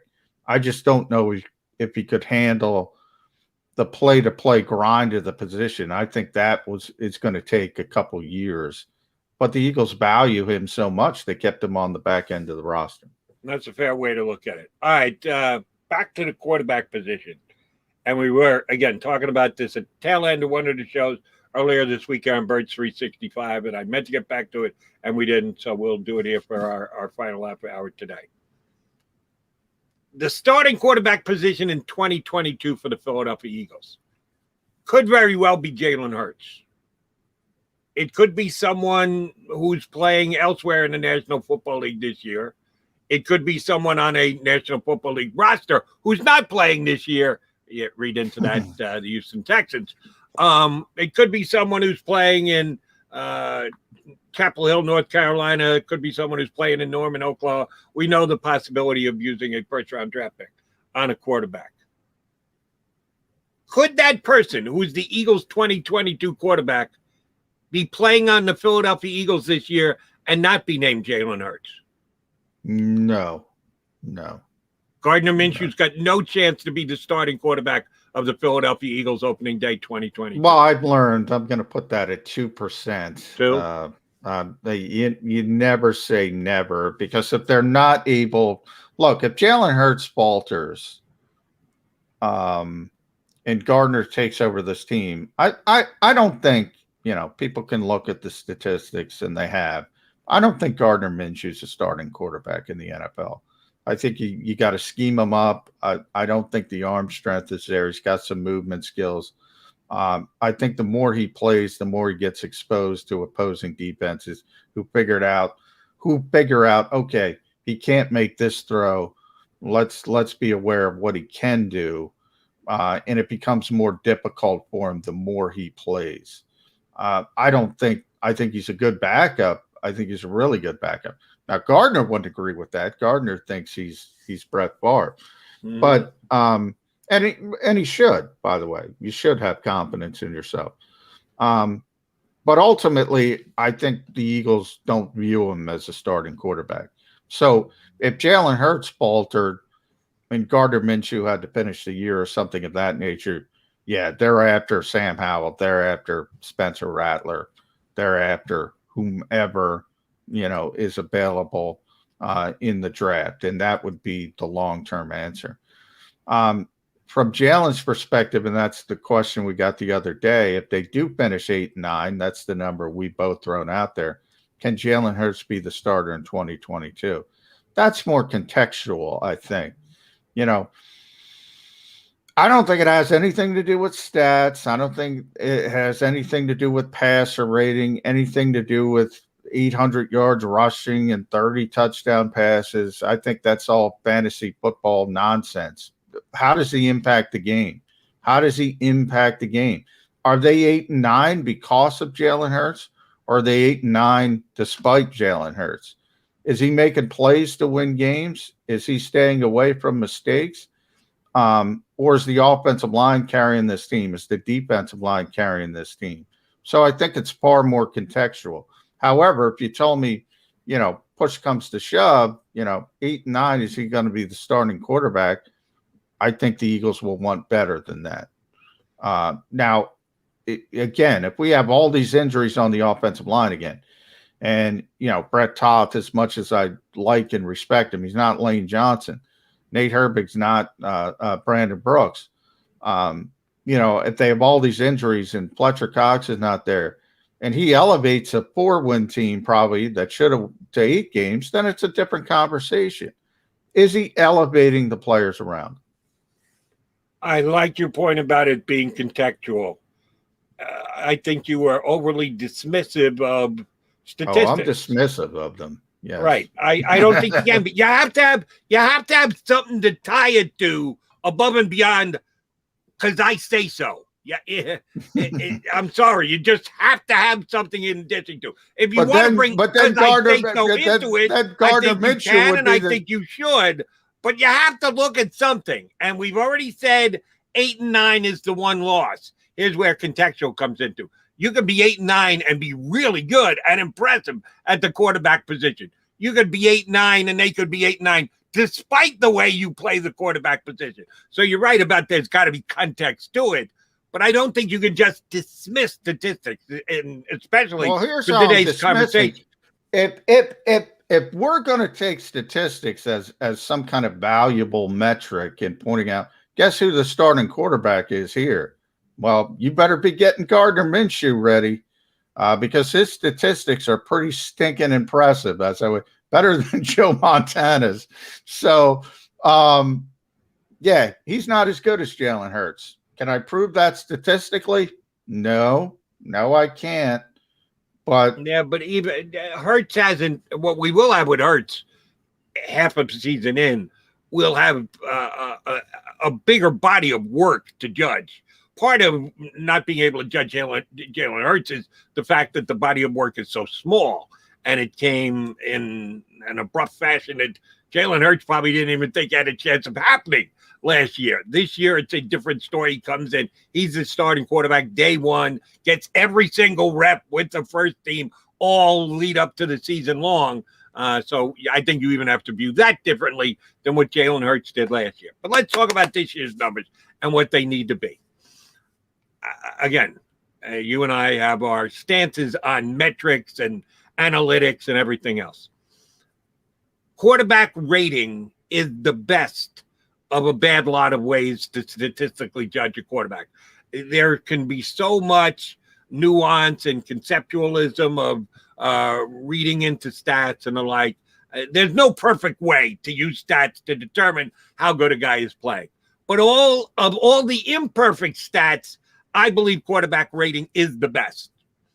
Last year, talking about ESPN's quarterback. No, because this is one of my pet ESPN's quarterback ratings is, to use a word you just used previously, bullshit. It's complete and utter bullshit because there's subjectiveness to it. I'm looking at just a raw number. Give me a raw number, and then I'll factor into it the way I want to factor. I'm going to defend Jalen Hurts here because it's not quarterback rating. One of my pet peeves. It's passer rating. It doesn't take into account a mobile quarterback's ability to do other things. It's a passer rating, so it only takes into account one aspect of it. But I go back to Gardner Minshew. Now, look, I don't think this is going to happen, but we'll use half a season.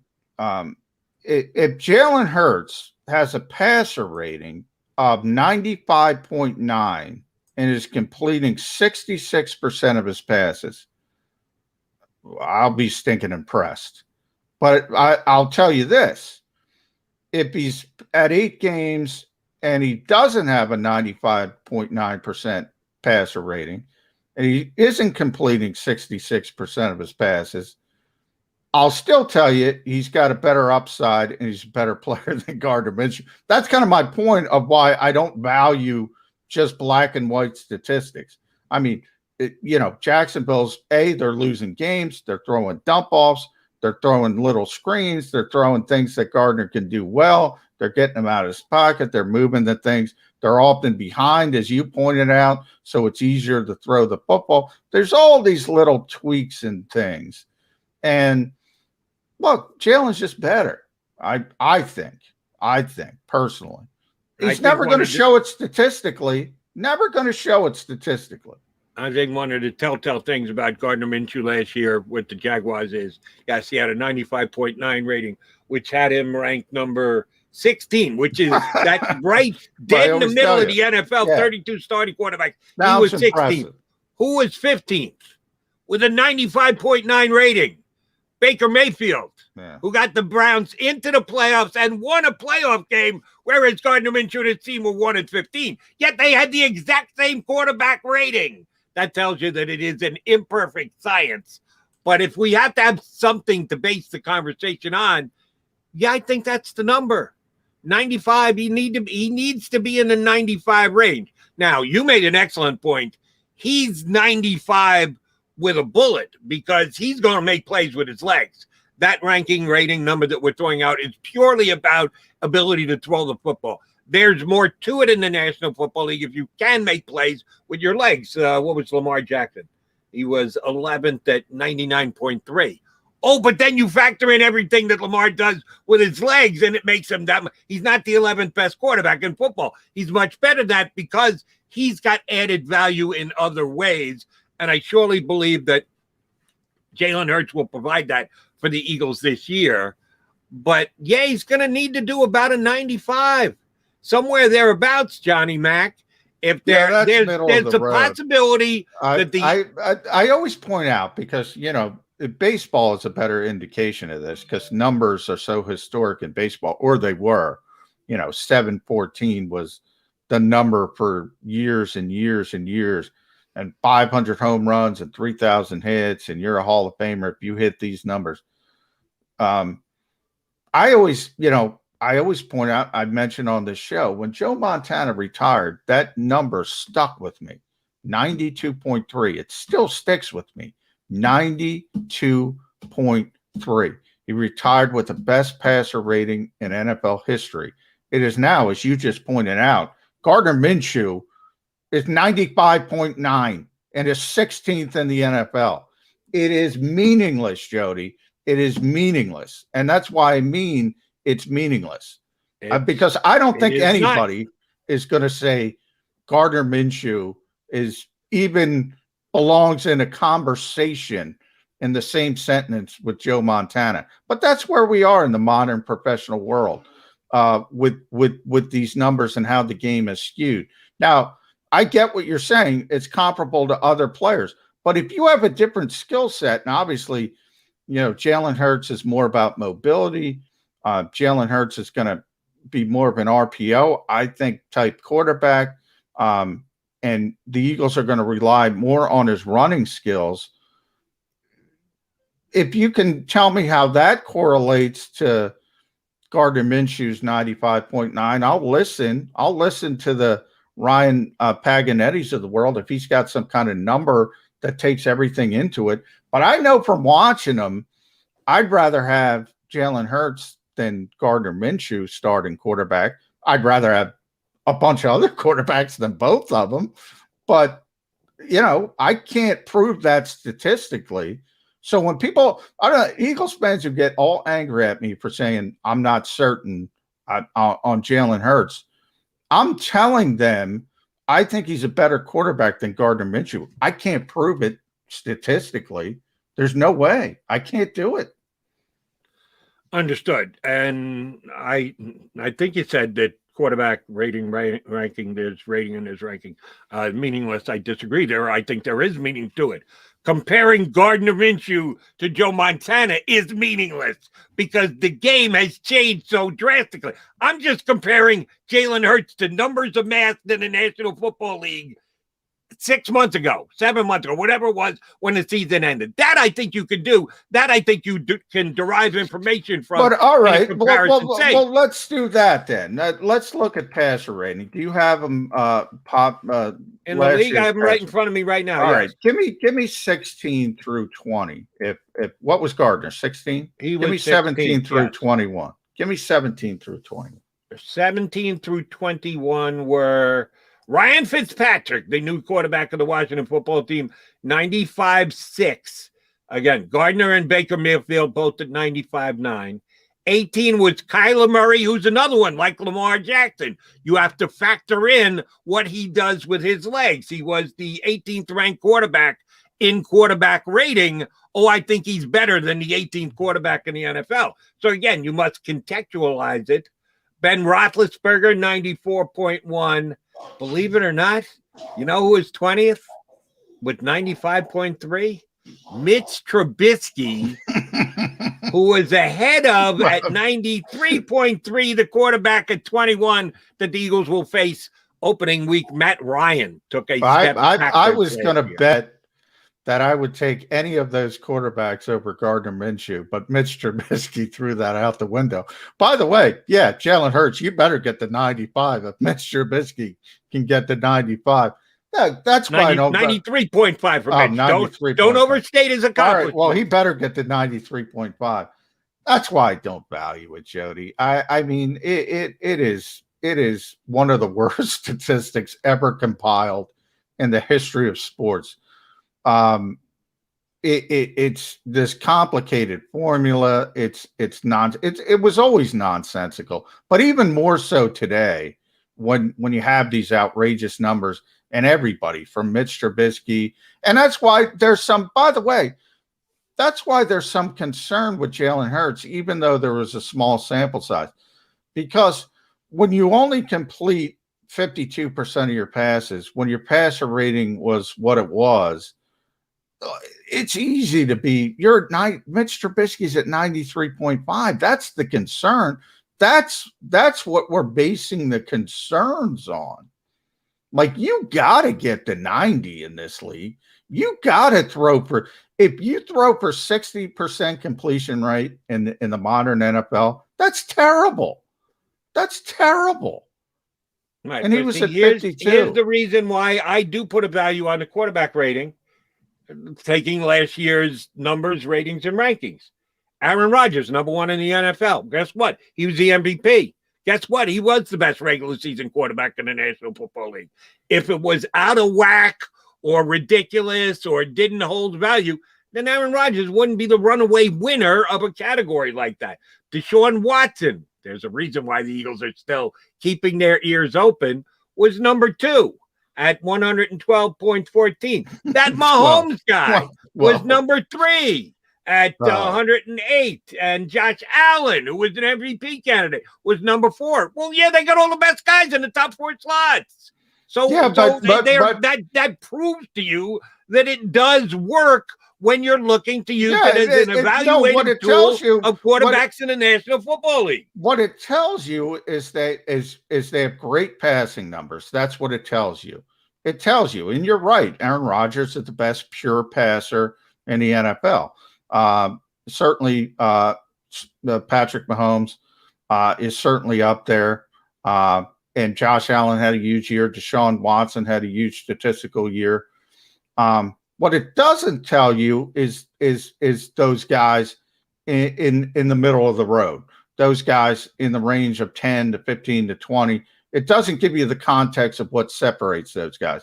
It doesn't give you the context of why Kyler Murray, a player you like, is better than Mitch Trubisky or Gardner Minshew. It doesn't give you that context. It's never going to give you that context. It's never going to give you why Lamar Jackson is so difficult to deal with, that a defensive coordinator is going to tell you. And from talking to coaches all years, over so many defensive coaches over the years, they don't give a rat's ass about that stuff. They really don't. I mean, they know Aaron Rodgers is good. They know they're in for a pain in the ass that afternoon. They don't need some manufactured number to tell them that Aaron Rodgers is great. They don't need them. They don't need a manufactured number to tell them they're going to have their hands full with Lamar Jackson for different reasons than what tells you on that black and white piece of paper. And just like I don't need that number to tell me that Jalen Hurts has got a bigger upside than Gardner Minshew, even though that number probably tells me something differently. I don't need it. Do you know who might need that number, John? And he becomes a little bit of a player in this conversation we're having. You probably heard of him. Jeff Lurie, owner of the Philadelphia Eagles. He don't need that number. And analytics king. I think he'll do all the number crunching of quarterbacks. Certainly not that number. Certainly not. We'll get Ryan back on the show, Ryan Paganetti. They don't deal with numbers that you and I deal with. That's not what Jeffrey Lurie wants. He wants advanced numbers. He wants, as Joe Banner would always say, give me information, give me data, but give me actionable information. Give me stuff that helps me have an advantage over, the New York Giants, the Dallas Cowboys. Everybody could look up passer rating, and that's not the numbers they want. That's not the numbers they're looking at. And again, if it was, they wouldn't be moving forward with Jalen Hurts. They wouldn't even give Jalen Hurts an opportunity if that was the type of number they were looking at. Well, they're looking at other things. What do you think the actionable information was that told the Philadelphia Eagles to use the second-round draft pick on Jalen Hurts? Well, that is about personnel evaluation. They thought he was had a chance to develop. Remember, the Eagles' plan with Jalen Hurts was to get a cost-effective backup. I say this all the time. They were still all in on Carson Wentz at the time. They wanted a cost-effective backup because they valued the position so much. Then by year 3, they were hoping Jalen would play so well in the preseason, things like that, they could spin him off for a draft pick, and then you start the process over again. That was the original plan. Certainly they liked him as a player. That is more the personnel aspect of it. You evaluate players. So the first round, second round, third round. Which means actionable information. So I'll once again ask the question, what was it that Jalen Hurts, what numbers, what analytics do you think he put up on the collegiate level that made them say we could use a second-round pick for him for whatever purposes? And I think you laid him out pretty well. If you think the Eagles drafted Jalen Hurts because of his numbers in college, yeah, I'm going to disagree with you. I mean, yeah, he was the runner-up in the Heisman Trophy. He had great numbers at Oklahoma. His final season. You don't draft players on numbers. If you did that, who was I can't remember his name, the kid, and I feel bad. He ultimately committed suicide. He played at Hawaii, or he overdosed. I don't want to say he committed suicide. He was really high in the Heisman Trophy balloting the 1 year. Wow. Cole Brennan. Oh, okay. Look at Cole Brennan's college numbers. Major stats compiler, yes. I mean, that's not what people. I'm but just you being would honest. tell me the Eagles have these advanced metrics that you and I don't know, or you and I don't get, that they lean on, that they have. They do. Well, then what I kind of don't numbers know what they are. They don't share them with me. At either Alabama or Oklahoma that caught the attention of the Eagles, that they said, hey, let's extrapolate here, go down the road of inexpensive backup quarterback that we can spin off at some point to get our draft pick back, if not more than that. Let me make this very clear. I don't think they drafted Jalen Hurts or any player because of college statistics. I mean, that's just not how it works. You evaluate the player, you project how you think he's going to fit into your program, into the NFL. They didn't draft Devontae Smith because he had great statistics. They drafted Devontae Smith because they think he's a great player who played on a great team that happened to have great statistics. That's not how it's done. I mean, nobody looks at statistics and says, "Oh, I'm going to take this guy," and that's why I brought up Brennan. There are guys like that every year that play at lesser, colleges, lesser competition, lesser levels.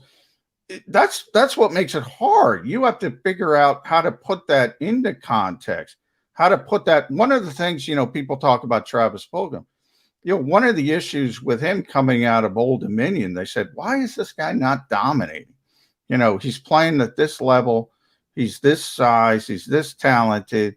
You saw what he was able to do over a month in the NFL. Why is he not consistently showing up from week to week to week to week? And even his old Dominion coach said that, he'd be there one week, he wouldn't be there another week. This stuff's hard, man. You just don't look at numbers and say, oh, this guy's good. I mean, that's just not how it works. Okay. So why do the Eagles use analytics? Well, again, and you're talking about Jeffrey Lurie values analytics. I mean, there's no question about that. But I think you're assuming he's looking at passer rating, and that's not what they're looking at. They're looking at GPS speeds. They're looking at measurables, numbers that, Pro Football Focus numbers that people like or dislike or say whatever they want. And how do they grade plays and how do they do this? That's the numbers they're talking about. They're not talking about rushing yards and passer rating and rushing attempts. They're looking at advanced numbers that they find valuable. Now, I'm more of an old school guy like you, believe it or not. We're having this discussion. I don't value those things as much as they value them, but we're not talking about passer rating when we're talking about the Eagles and analytics. That's just not how they have these guys. Ryan Paganetti's from freaking Dartmouth. I mean, they get these Ivy League mathematicians to dream up these formulas to give them what they think is a slight advantage when predicting how things are going to shake out. Now, do I agree with that? Do I think you should place as much value as they do on that? Probably not. I think it's got more to do with coaching and execution and things like that. But our disconnect, Jody, is you think they're looking at passer rating. They ain't looking at passer rating. Trust me on that one. Yeah, I'll stay old school. I'll take that Aaron Rodgers guy who had the highest passer rating in the National Football League last year. I don't need to go higher level than that. I don't need to go more in depth. I don't have to go more granular. I can stop at passer rating and look at it and go, Aaron Rodgers is the best quarterback in the National Football League. Thank you. You can keep the rest of your spreadsheets. I'll stop there. Aaron Rodgers is the best quarterback in football. But they do look at other things. And you're talking about one of the greatest quarterbacks of all time that a blind man could see as a great quarterback. You don't have to worry about Aaron Rodgers. Everybody, old school guys, new school guys, everybody can look at Aaron Rodgers and say, that guy's great. And if you can't, you should get out of this industry. Agree. Not everybody's Aaron Rodgers. And there's a lot of, there's a lot of quarterbacks in this league that get very divisive. Carson Wentz is one of them. What makes Carson Wentz good one year? What makes Carson Wentz bad one year? What makes Jared Goff good one year? What makes Jared Goff bad one year? What makes Kirk Cousins? These are all good quarterbacks. These are all good NFL quarterbacks or have been. They're not great, but how do you parse through those types of players? How do you get, why is Jared Goff a number 1 overall pick? Why is Carson Wentz a number 2 overall pick? To use those three quarterbacks, I think Cousins was 4th round maybe pick in Washington. If you're going to be honest, he's the best of those three quarterbacks. Where's the disconnect? How did that happen? They're not great. They're all good NFL quarterbacks. Aaron Rodgers is easy. Jalen Hurts, Gardner Minshew, they're not easy. Yeah, I'm just wondering if the Eagles are going to use those same in-depth, Dartmouth-driven Ivy League researched analytics to decide whether Jalen Hurts should stick around as the Eagle quarterback. Oh, they will use those. They used to decide that Carson Wentz was going to get a 5-year, $100 and change $1 million. Well, nobody said it's easy. Nobody said it. Aaron Rodgers is easy. If you can get me Aaron Rodgers, we're good. Patrick Mahomes, he's easy. Yeah. And by the way, even Patrick Mahomes is not as easy as people think he is because of his mechanics, because of where he landed with Andy Reid. I think his career could have had a much different trajectory if he lands in a different situation. But that's a conversation for another day. Aaron Rodgers, though, it's one of the best 5 quarterbacks of all time. All right. Well, speaking of conversation for another day, we've got to push this off. We'll take one more time out, come back, put a bow on the show on this Friday edition on Birds 365. As a hardworking American, you've never experienced how tough life can be until now. A catastrophic injury while working on the job. A personal injury from someone else's negligence. Turned away by other law firms in the region who didn't bother to learn your story. It's time to meet the Fritz & Bianculli Law Firm and managing partner Brian Fritz. Badly injured? Call the Fritz & Bianculli Law Firm. Find out why they say, "We got this." The International Brotherhood of Electrical Workers, Local Union 98, is a proud sponsor of The Labor Show with J. and Krause every Saturday night from 6 till 8 p.m. IBEW Local 98's highly trained and superbly skilled electricians are the best in the business, setting the highest safety standards in the electrical industry. So when you're planning your next industrial, commercial, or residential project, choose an IBEW Local 98 union contractor. Learn more at ibew98.org. The savoring taste of a good bag of beef jerky is so enjoyable at any time of the day, as long as you can find it. Here's what we suggest. Pure Bull Beef Jerky is our answer, and soon it will be yours. Locally produced in the Philadelphia region, this high-quality, healthy protein snack is easy to secure. Go to steersnacks.com, and you'll see hot garlic, tropical heat, Pure Bull dry rub, and our favorite, Huck and Fod. What's that? Huck and Fod. Go now to steersnacks.com. I get scared sometimes. Of a lot of things. Joining in. Decisions. The dark. The dark. But I once heard someone say, But as I always say, it's okay to be afraid. as long as you face the fear. And keep moving forward. Wherever you are in life, count on the name trusted in insurance for over 80 years. Independence Blue Cross.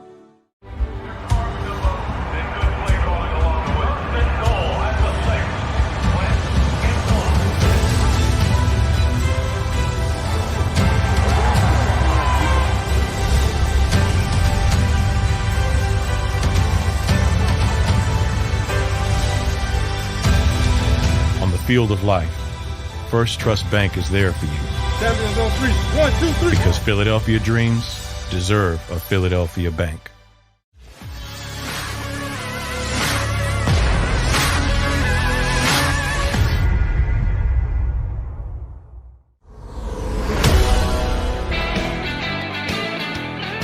Coming down the home stretch of a Friday edition of Birds 365 with your Mac and Mac guys. All right, McMullen, we're going to wrap this pup up. You got practice today. What's the rest of your weekend look like? What's on the football front for John McMullen? No practice today. Eagles are off for the weekend. We'll see. I haven't gotten the schedule for next week. I assume they'll be back Monday, Labor Day. So we won't have a show, but I'm sure the Eagles will be back. All right. I've got CBS duties the next 3 days. I'm on tonight on CBS from 6 to 10, as a matter of fact, into my usual Saturday, Sunday gigs. In between, because of what John McMullen just said and the fact that there are no numbers that I can look up that can tell me how good a young quarterback who's playing collegiate football I said there are no is. numbers. There are no numbers that I value that could tell me, what is the difference between. Again, if you would, and I hate to pick on, Colt Brennan, but Colt Brennan is Colt Brennan. Look at Colt Brennan's college statistics versus Patrick Mahomes, for instance. Well, One's arguably the best quarterback in the NFL. I would say second best. And one didn't make it in the NFL. I mean, his statistics were better. So obviously there's a disconnect there. At the college level, it's much worse because you're not playing against the same competition. At least in the NFL, you have NFL players against NFL players. Right. There's some better context from that standpoint. But yeah, I've said from the start, baseball, statistical game. That is a statistic-based game. Football, not. It's just not. It's not as much as baseball. I think there are statistics that can be used and gleaned to help you make evaluations. But the eyeball test and I will give the eyeball test tonight to Sam Howell. I believe he's on ESPN. I think North Carolina plays Virginia Tech tonight. 8:00 start, ESPN. And then noon tomorrow for you Spencer Rattler fans, Oklahoma. Look at some Spencer people are Rattler, given a chance to win a championship this year. They're getting it underway early, noon on ABC tomorrow with Oklahoma. So, yes. And here's my early hint. Pay a lot of attention to Spencer Rattler. Yeah. I'm open-minded. I watched a bunch of Oklahoma last year, and things that he did impressed me, and some things that he did gave me pause. So I'm not jumping onto the Spencer Rattler bandwagon with both feet. Like I said, open-minded. He's got some more. So like Justin Fields, before he ever started his senior year, his junior year last year in college. I know how much Howie Roseman values Lincoln Riley's opinion. That's why I say keep an eye on Spencer Rattler. Okay, I would tend to agree, but you're going to bring in an Oklahoma guy to replace an Oklahoma guy? You have to do a disservice to the coach who you lean on for extra added information because you're moving away from Jalen Hurts. You're elevating an Oklahoma guy, and then you go, that Oklahoma guy. Give us a different Oklahoma guy. Lincoln's going to be honest and tell you which Oklahoma's guy has got the bigger ceiling. He's going to be very honest. Would tend to agree. All right, J-Mac, good week this week. Appreciate it, bud. Let's do it again next week. Let's do it. Come right back here on Birds 365 on Monday. See you then, everybody. Tuesday. If you missed any of today's show on the JAKIB Media channel, listen to the podcast on your way home. Available on YouTube, Apple, and Spotify.